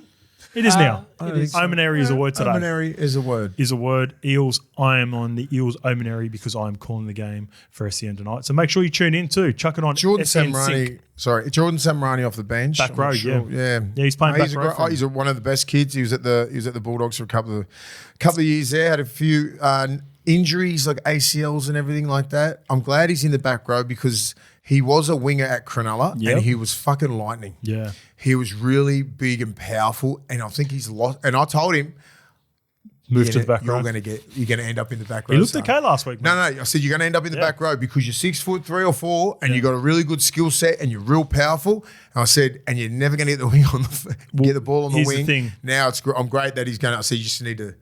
Guess what they did last week? Right, son. Guess what they did last week, Mace? They put him on the right. He did all kick chase. He made 15 from 15 tackles with Fucking 0 best. misses, and he had 4 or 5 carries for about 50 metres or 40 fucking metres. tough. Whatever. He's a tough man. He'll do a job for him. Yep. I'm very proud of him but I knew He's a great kid. I knew he was going in the back row. I said because when he done his I think he come back from his an ACL or a major injury. Yeah, major injury, and then an ACL again. I said, this means that you lose that another meter. I said that means that you move in a little bit. And he don't have the skill set for a centre, right? I said, but he does run really good lines because Ciro was coaching him in a left on right snare. He was always back row, so he knows how to play. It's a position of need for him too. Yeah, they've obviously got rid of Maddo. Yeah, Bryce Cartwright's been playing New South Wales Cup, so Riles is trying to. He's just trying to. It's the same. It's the 23. He's come in, new system, still getting rid. And again, this is going back to my first point. Cutthroat. What he's did to Gutho, what he's doing to Cartwright, and so like it's not just the Roosters that do it; it's the Eels. So I want to make that clear. I wasn't just attacking the people that were watching at the start. Probably not watching now, so it doesn't matter. No. So let's just move on. Tony Katonga, he was at the Dogs as well. Kitiona, Katonga. He needs to be better. Yeah, he's getting there, mate. With his defensive last week. I've been watching him closely over the last couple of weeks, just with some of the young guys. So much better than his first couple of games, and I think he got a game or two with you guys last year. Yeah, he can play, man. He can play. He looked rough in the trials, got beaten out by Kelma Tuolangi, and then Kelma Tuolangi had a bad game and then had some suspensions or whatever. But he's been okay in the last couple of weeks. Okay. Yeah, there's some improvement in him. Definitely defensively. Just defensively needs to work on. Knights versus Titans, 6 p.m. at McDonald's Jones Stadium. Okay. Coach Adam O'Brien. I'm actually calling this game as well tomorrow. Driving up it's a long drive, long drive home. O'Brien sticking with the same squad after snapping the 5-game losing streak. Jojo Fifita is back, whilst also a huge in. Jaden Campbell returns. Yeah. So Tom Weaver's missing with concussion. David Fifita was unavailable for a recall as he seeks further advice. Look at that team, man to man. I'm just going. Titans are a better team, Nelly. Apart from that back line, I mean, you take a Ponga out and Bradman Best, and you know what I mean, and Gags. It's pretty even. Yeah, the forward packs are pretty even. I'm going to go with Newcastle because it's up there. They haven't got a good record against the Titans up there. Don't they? I don't think so. Okay. But I'm still going. I'm going Newcastle. They need to go on a bit of a run to get back in that top 8. Otherwise, if they've dropped games like this, I have to win. Yeah, they drop games like this. It's just going to be harder and harder and harder through the Origin period when you're going to have no Ponga or anything like that, or maybe Bradman Best. But I am going with the Knights. Just.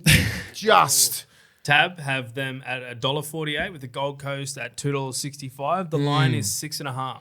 6.5 was nearly appealing for my multi. I haven't gone that.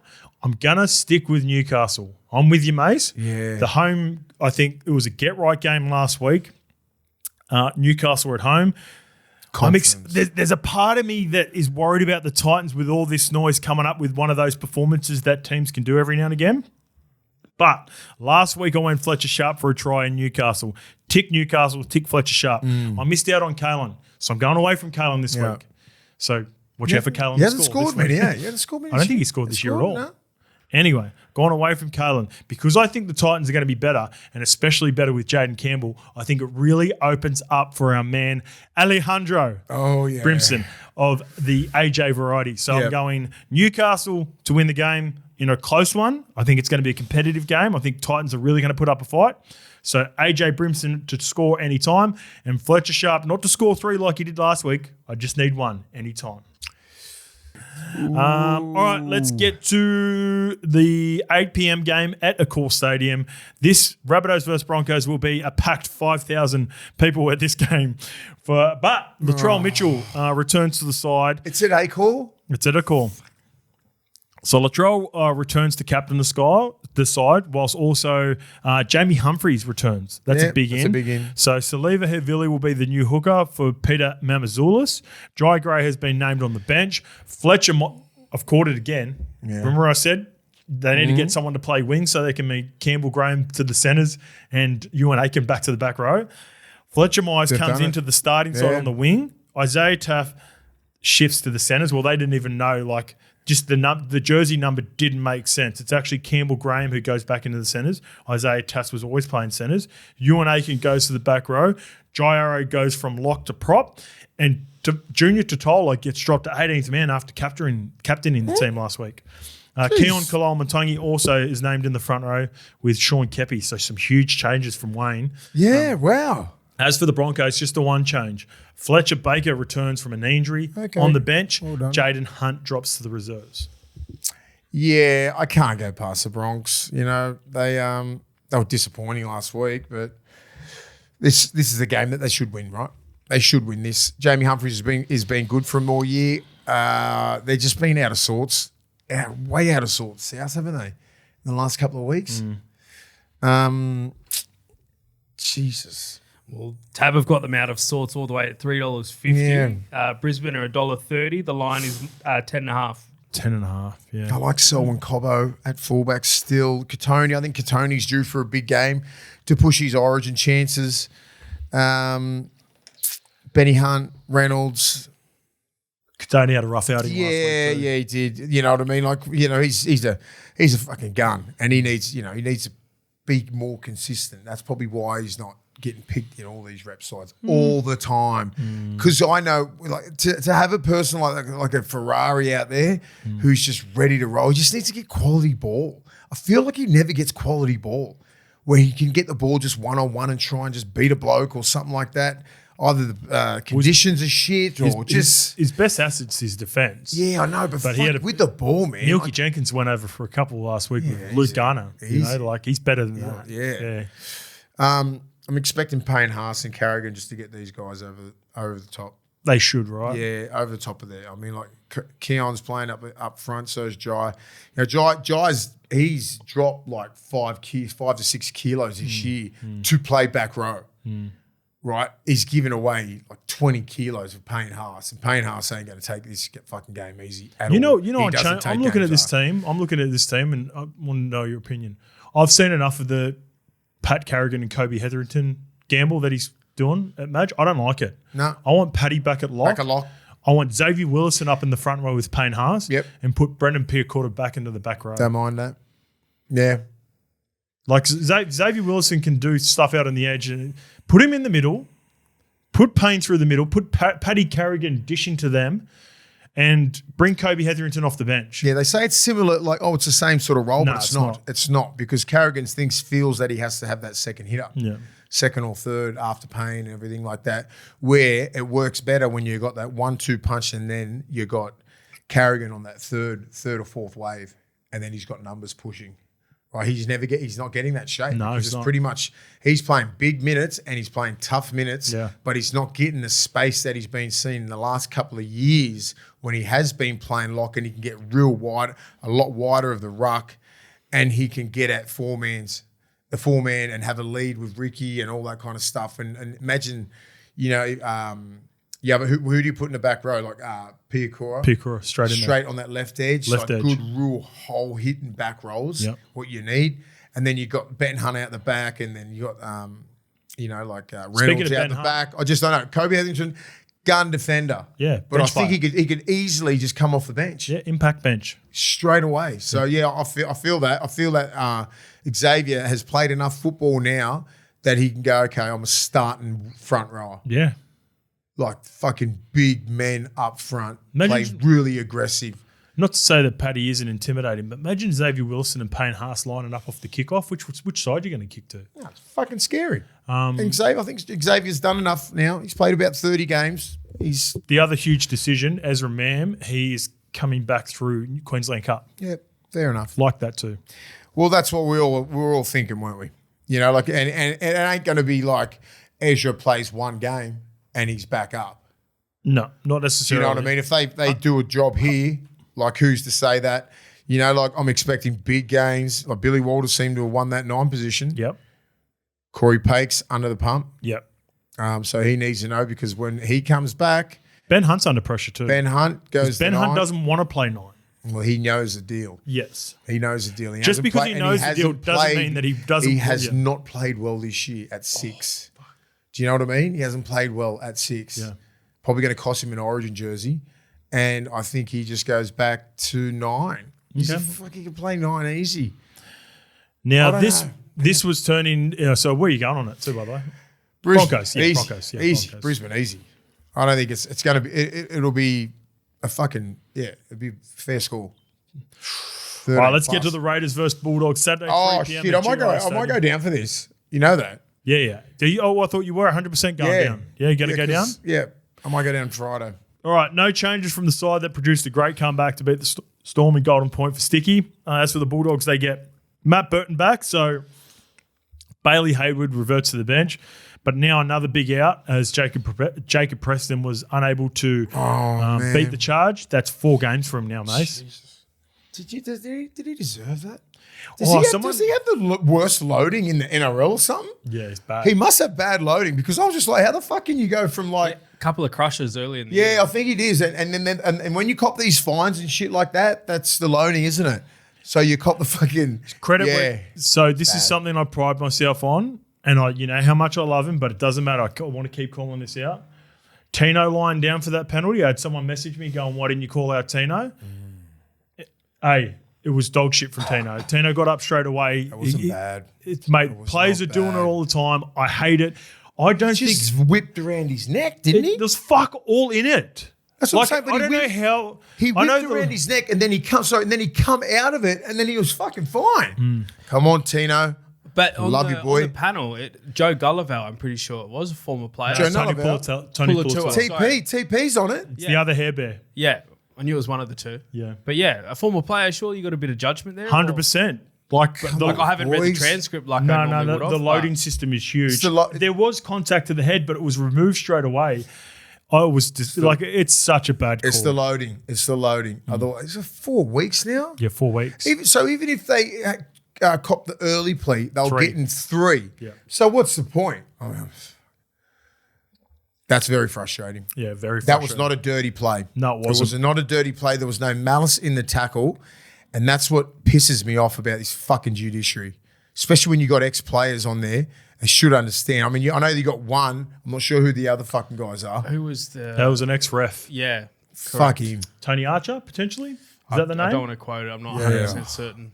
Let's throw Tony Archer under the bus. Anyway. Throw it, Tony Archer. TP should know better. Fuck. Going to be a good game regardless, Mace. Still a very good lineup for your Bulldogs. So Jacob Preston will go Birdo's out. back. So I am envisioning. This is us. I'll get your opinion on this. I'll give you the odds first. Get the odds. We've got Canberra $1.74. Yep. The Bulldogs with tab are $2.10. Odds. The line is 1.5. It's going to be a good one. Speak a game. I envision Jamin Salmon to the edge, Mace, Kurtman to lock, and then Bailey Hayward playing the Kurtman role. Yep. That sound about right? I think so as well. Yeah. Big job for Max King and Saluka FIFITA. Big job because they've got some Dogs. they've got some dogs. Joey Tarpanay, Huddy Young, Morgan Smithies, Nicholson. This will be a good game, man. Like, just say if the Bulldogs end up losing this game 22-18, just lost. That's a win for us. Because I'm like, Interesting. you're down there, you've lost, you've got a few players out, you don't have a fully stacked team, and you only just lose. Or if you do win, just when it comes semi-final time, You remember those little things? I think, yeah, that's a right. Okay, I get you where you're going with that. So you don't like you got some players in here, you know. No young, Tupanua, no Preston, Tupanua, no Curran. Who else? And That's it, Sam Hughes, pretty much. Sam Sam hasn't Hughes. played that much football this year. Yeah. So you got these guys, then they come back, and it's like, all right, now we're fully stacked. See how you go. Yeah. I don't know. That's like if I was the Dogs, you're like, fuck, okay, it's gonna be a good battle. It's gonna be fucking good. It'd be hard You know one. what? I love that this is a 3 o'clock game too. Yeah, it's good. Saturday afternoon. Dry. Yeah, these two teams will go at it. Yeah. Hopefully It's the a good weather's game, man. So really test our defense out because they do test you everywhere. They play that rule, Horsburgh's like hard to get a gauge on because he's stepping everywhere and he straightened his attack up the last sort of 4 weeks. Mm-hmm. I think after those couple of games we thought he was Sonny Bill. But Huddy Young's going to be a problem on that edge. Mm-hmm. He'll probably go against Salmon. Yep. So Salmon's got a big job there. There's no secret who's going to have a target on his head. Salmon, Ricky Stewart. Oh, the week got it. Yeah. Fuck. Jesus. So, that'll be personal. Okay. Now I love my multi even better. So I have Canberra to win. So sorry for all you dog fans that are tuning in for Willie Mason. Canberra to win. I think it's going to be a good game. I think it's going to be highly competitive. Huddy Young has just been scoring for fun. Huddy Young on the left edge, and I think he'll be opposed because Preston out, Jamin Salmon, and Toby Sexton. I like those areas. So give me Hudson Young. But I also think there has been some joy for the left side of teams attacking the right side of the Dogs in and around in and around of the Raiders of Jamal Fogarty and Matt Timokol. So give me Bronson Sherry anytime for the Bulldogs. Been playing some good football. There we go. You get a price of $14 for that. Critter's got a big job there on that right edge. Huge job. Because they'll be attacking Sexton and Salmon. Yep. Double both leads in between those guys. Then KO Weeks is the one that's the key. Yeah. It depends on his route out the back. They're going to bomb the hell out of Sebastian KO, Chris is a fucking real strong centre. So is Critter. But, those one-on-ones near the line. So who's the left winger? Is it Savage? No, it's Tamale, Hot Tamale. He's been fucking hard to stop. So that their left edge versus our right edge, that's the battle. I think the middles are gonna middles. Max King, massive job, lead the way. Reed Marnie, and Kurt Mann. If he starts at lock, he's just got to go at it. And attacking numbers. They've got some big boys, but with be hard. With Brian Toto and Zach Lomax currently missing time on the sideline, I reckon the two best yardage carrying wingers in the competition are going head to head. Jacob Carraz against Hotamale. Yeah. Sevilio Tamalia. Those two guys, they're good for about 15 carries, 200 metres per game, just tough stuff, yardage. Just be a good game, man. Yeah. Real good game. And as I said, this would be a win for us regardless. As long as we don't go down there and get flogged, which I don't think will ever happen. Oh, you got the best gang on this too. Adam G ref, Grant Atkins video ref. 3 o'clock game's great. Love it. Dragons versus Warriors, 5:30 p.m. at Wynn Stadium. This will be another good game, actually. We have the Dragons with just the one change. Emre Gula is out. He has been replaced. He's got a shoulder injury. So Loco Pacifici Tonga will make his debut. Huge raps on this young kid. Come through the Bulldog system too, Mace. One that got away, actually. Right. As for the Warriors, Dallin Martinez-Lesniak has been named for his first game of the season. Roger Tulvasashek is also amongst the reserves. So Kurt Capewell will shift from the back row to centres. I'm expecting maybe a late shift from Roger. Yep. Even though Kurt Capewell went outstanding in the centres a couple of weeks ago. Questions over Kurt Capewell in the centres. I'm not sure if he can handle it. So Jacob Laban is the player that returns on the bench, but I think there could be a late change. Ed Cossey is also out with a chest injury, which led to Dallin Martinez-Lesniak taking that spot straight back. Dragons versus Warriors, mate. Oh, this is going to be a hard game. Wynn Stadium. You know what? Because at Wynn Stadium, I'm going Dragons. Okay. I'm going Dragons. They are very hard to beat down there. They're awful. They're $2.05 with the tab as underdogs. The Warriors are favourites at $1.77. The line is 1.5. Up the waz. It's due for a loss. Up the waz. Dallin, I felt like Dallin, if it wasn't last year, it was the year before. He scored 3 or 4 down there. I flew home with all that the last St. year? George boys. They were on my flight home. Had a good chat to Gutho at the airport. Oh, awesome. How's Yeah. the trucker going? He's Good? good. He's good. A bit busted up after the night before. He's always busted up. Always. From on the field and off the field, he's always busted up. He's moved down there. He's loving life down on the south coast. Yeah. Good on him. Yeah. Yeah, they're still got it. They got a tough team, man. I mean, I just think they're just that little bit harder to beat down there. It's the only reason why I'm going there. If they were playing anywhere else, I'm backing the Warriors. I just don't think Kurt Capewell can keep up in the centres. Who would he be going against, Sully or Val? Depends. I reckon Roger's playing anyway. Fuck it. So Dallin. Yeah, so Dallin. Because he played left. He played no. Yeah, he did. Right side centre. He normally plays They left. played right side centre. He did too, Yeah. yeah. Because Leotel stayed on the So left. he's going to Val. But that was when Leotel was playing. Now it's Pompey. Pompey's left as well, yeah. So he could be right. I reckon Roger's back. Right. I reckon we see Roger. Yeah, Roger gets bathed as well. Fuck, he's going. Just look down the camera and wave to that TikToker. Cutting your edit right now. Come on. Yeah, I'm going St. George. Up the wires. I'm on the wires for this one. Let's go. Jaden Sewell's on a comeback game. He wants that try back. You know what? You know the matchup I'm looking forward to? 2 fucking absolute young tearaways. The back rowers. Dylan Egan versus Leka Halasima. I love it. Just tough as they both of them guys. There's not much like as in they just go after the game. Just 2 young, exciting young back rowers. Even Ford, Couchman, Clement, Barnett, there's no fucking nonsense with these pricks. They just go at it. Jaden Sewer, you know that sticky spray that Gutho always wears? Do you reckon he's going over to Gutho and just loaded up on that, just cover himself? It wasn't the sticky stuff. It hit his knee. It's just fucking, it's just unlucky. Just unlucky. How much would you think about that, do you think? If you No, dropped the ball mate. like that, It would fucking piss you off. So until you get that next try. When you got the yips, if you got the yips in any way, there have been games where I've like the game before I've had a couple of errors and you get pumped in video or whatever. You think about it for the first carry. Once you get through the first carry, you're sweet. Then it's just fine. Like you need to, but if you drop it, like if a winger's going through a tough time and you bomb him and they drop that first one, as a teammate, you go. But here we go. This is a totally different circumstance. Yeah. Like it wasn't like it was the last pass and I'm waiting for you to pass me the ball and I drop it cold. This is like just trying to.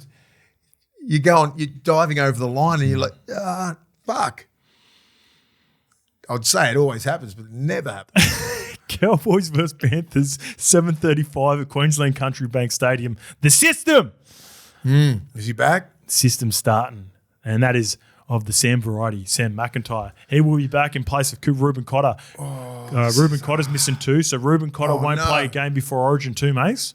What did he do? God. He had a high tackle on. He had one of those. He had one of those connects the same time straight in the chops. Suspended. Deserved it. Okay. Deserved it. So Thomas McKaylee will be back on the bench. Brian Toto set for his first game since round 4 from recovering from the hamstring injury. While the dog of all dogs, Mitch Kenny. It sucks that we're missing a Mitch Kenny versus Ruben Cotter. They're a couple of our favourite dogs, aren't they? So Brad Schneider moves back to the bench. Thomas Milky Jenkins, he goes to the interchange bench while Trent Talau drops out. Luke Summerton and Maverick Guy also drop out. What do you reckon? What's this? Give me the odds, Lukey. Give me the odds. The odds, $2.35 North Queensland. Penrith are favourites at $1.60 with tab. The line is 4.5. 4.5's too much. 4.5's too much. I'll take Penrith to the win. I'll take the 4.5 for the Cowboys though. Far out. Do I try? Are the Panthers back? You tell me. Oh, no, I'm going Cowboys. It's up there. It's hard there. Hard to beat up there. Have we agreed on one yet? I don't think we have. Good. Yeah. We're opposed all the way through. Yeah, far. I don't know. It's just It's a sign of the competition, yeah, mate. it is. We've got It's a great fucking competition. hard, mate. What a great competition. I think I think Penrith are back, but if they get this one, they're officially back. Yep. But this is going to be a hard one. This will be a hard one. Yep. Who do you reckon? Who are you going? Yeah. Yeah, Penrith, give me 4.5 Cowboys. Give me 4.5 Cowboys. I love the 4 extra points that I can get if I'm going to have a play on that responsibly, of course. Of course. Who's the ref? Our man Todd Smith. with the fate of dooms. Let's get to Storm versus West Tigers. Craig Bellamy is named the same 17 that went down to the Raiders in Golden Point. So is Benji Marshall. Winning form is good form. Benji rolls the same side that beat the Dragons. What's the price for this game? This will be intriguing. Like $5, the Tigers, aren't they? They're blown out to $4.50. Wow. The line is 14.5. Give me that. Why? The Storm are priced at $1.20 with tab. That's way too many points. What do they think the Tigers are? That's way too many points. And Melbourne Storm aren't the Melbourne Storm of old as well. Anyone huge back? Not really. Nelson's still on the extended bench. He's been there for 3 weeks. I'm going Melbourne, but fuck, if they can get this win, the Tigers, they're the real deal. I just don't think they can. Got the dream, the dream at the back. Oh, God, trying to look at this. I'm Yeah. going the Tigers. You going to go the Tigers? I'm going the Tigers. Yeah, far out. They got a good team. The I love the 14 forward and a pack. half. Forward pack's good. This is that same sort of feel that I've had with the Dolphins where I'm like, they're playing better. They're a better. Yeah, they're a better team. They're a decent team. They're not a better team. That's No. They're a better team but I'm- than last year. as a- Last year. I'm agreeing with you, mate. Yeah. Like in my head, and then I'm like I'm playing devil's advocate with They're myself. not a better team than Melbourne, but they're playing better than they usually are. I think the connection's better right now with Yeah. the Tigers compared to the Melbourne Storm. Luai knows that he's got to play nearly 9 out of 10 to get that spot back. And he's going up against Munster, 6 on 6. And he's going to have to He's prove 7, himself. sorry. He's going to you have to go, all right, I've still got it over him. Terrell May's going to be up there going against Stefano, who will be going at each other for the origin spot. Ooh. So those two will be going at it. I'm not sure who's going to. Stefano will be going. I think Stefano's going to have to. I think Terrell May's got runs on him already. So Stefano's going to have to take this one personal. Terrell's a lock. Josh King, sort of, his name getting thrown up. He's going to be thinking that. Only by Woodsy. No one else Only is throwing by Josh Woodsy. King up. Respectfully to Josh King. Appy, is Appy's rep football career gone for New South Wales? Fuck. I think so. Yeah, Reece Robson did a job. Yeah. But Melbourne, that's the team. I tell you what, I love the Appy fucking versus Bronson Garlic matchup. That's a big tick, Appy. Yeah, His origin, my career might be done, but for Tigers, nah. No And way. then Talon De Give Silva it another coming off the 4 bench. years. That's a good 1-2 punch. I like the back rows. I like both back rows, man. Liero. See, Liero he'll be fighting for an origin spot. These guys have got to start playing some good football. They've been pretty inconsistent, Melbourne. Belly will be filthy. Belly Is will be Alex Twal smoky for the Blues? Nah. Him and Seyfarth. Seyfarth is much improved. He has improved. But not that by that much. Buller and Katoa. Katoa's on another level. He's the best back row on the comp. I wonder what Fanua Pole, I wonder where his allegiances lie. Because I know he's Tongan, isn't he? Is Fanua He's Pole Tongan Tongan or something? Oh, he's Would only have to young New South Wales. too. Man, Fanua Pole, I'm telling you, in a year's time, he could really put his name in contention for Origin. The bench for Melbourne. Tyron Wishart, McDonald, Kamakamika. What do you got? Born in Wellington, New Zealand. Okay. Eligible to represent Tonga at international level as well. Okay. And by the way, just quickly as you're figuring that out, Isaiah Yongi's not ours as well. He's Tongan. He said he wanted to play for Queensland, didn't he? Yeah, I think he's a Queenslander. Yeah, I saw potentially. it. Someone goes, I know you keep trying to take him. I'm only reason trying to take No, place of of the course. Kiwis. God, get fucking on. Get as Because many we as you never can. get any. But this Get is it all. It's a funny one. So he moved to Australia below the age, but he moved to Victoria. Yeah. Gotcha. So no one. So he's Kiwis. Yep. Fuck. Come on, let's give us one. And played junior rugby league there in Who, Victoria. Bolo? Yeah. Interesting. So he's a Suafalongo junior as well. He's stuck in grey area in Mason's world. It's in the grey. It's good. Next thing, everyone Stay there, mate. Stay there. That's the new grey area name, Mason's world. Oh, man, I can't. Down there too. Down in Melbourne, they're fucking nearly unbeatable down 14 there. and a half though. I reckon they're going to blow them out. Yeah, I reckon they will. They're going to put a little bit of a clinic on. A little bit of a, hey, fuck off. You coming up? We're those guys. All right, here we go for my same game multi. Let's go. Lukey, you know I like 4 try scorers down there, don't you? You love a forward, Amy Park. But I'm gonna do this for you. I'm only gonna select 2. I like Xavier Coates on the left wing for the Melbourne Storm. I like Sunia Taruva on the right wing for the West Tigers. Head to head, wingers score tries because why? They're marking up on other wingers. But 14 and a half is too much. I think that's West Tigers are a lot better team. I know. And they deserve more respect than that. So I'll take West Tigers plus 14 and a half, Taruva anytime, Xavier Coates anytime. 14 and a half just isn't that much in today's game, is it? It's just too, it's easy to get beat by 3 tries. 15 minutes. You can be losing to a team by 6 and get 2 tries in the last 5. Yeah, that's why it's 14. And Melbourne's known this year to absolutely just go fucking mental. But scoring tries. Let me throw another scenario at you. For me, the Melbourne Storm have been winning by 30 at halftime against the Warriors and then coming back, the Eels, and then being outscored in the second half. Like what I could see a world, and if the Melbourne Storm get to a good lead, get a little bit complacent, and maybe the Tigers score 2 or 3 late ones, 30, and get it back under 36-20, so 36-28 or something. I'm more confident in a close game. Tigers all the way. Melbourne maybe just pipped them, but 14 and a half is too much. I think they're a way better team than that this year, the West Tigers. All right, the last game. This will be a good one. Far out, the games are good so far. Seagulls versus Sharks, Sunday, 4 p.m. at 4 Pines. So Sabi is back for the Seagulls. So is Jake Trbojevic. He has that extra week for the concussion to rest up from that knock he got in the Dragons game. So Trbojevic, Jakey will start up front. Jazz Tavanga retaining his spot at lock. Bullymore moves to the bench.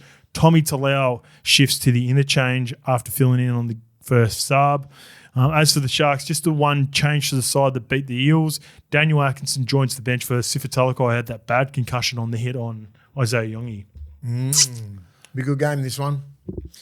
I am going the Sharks. I think they're playing some good football. They look very well balanced. I like the leadership of Fanua Blake. I like what Oregon Kafusi's doing. Nikita on that edge. But is he going up against... No. He's on the other side, isn't he? Both right edge back rolls, him and Olaquatu. You'll be going against Benny Turbo.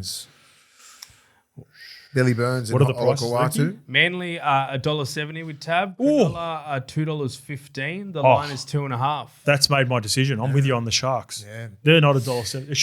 It should be the other way around. Even though Manly are better at home and Tommy's back, the form of the Sharks should be. Well, you know what I'll do. Same thing. What's the line? Sorry, 2.5. Give me the 2.5 for the Sharks. That's my bet. Who's Jesse Calhoun? Calhoun. Okay. Jesse Calhoun. He's played about 10 games now.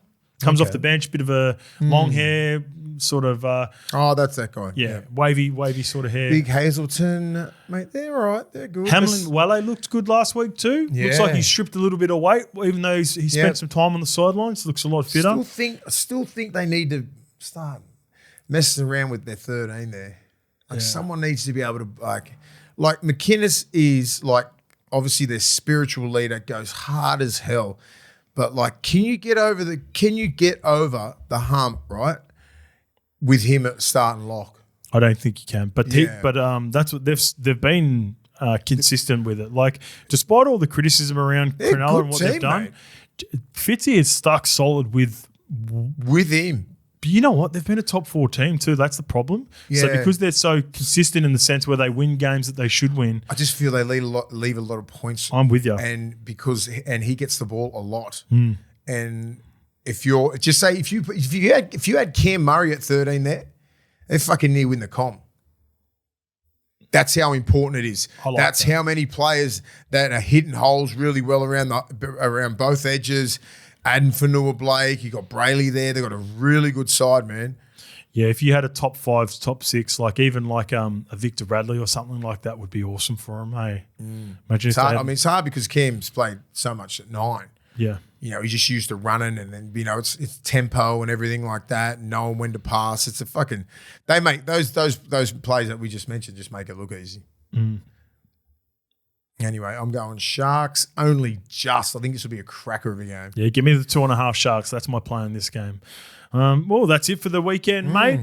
Enjoy the footy. Remember, what have I got? I've got a few games over the weekend. So if you're tuning in, I've got tonight's game at Parramatta, tomorrow's game Newcastle, and I've got the Storm Tigers game on Sunday as well. Right. So you can sync that up on SEN.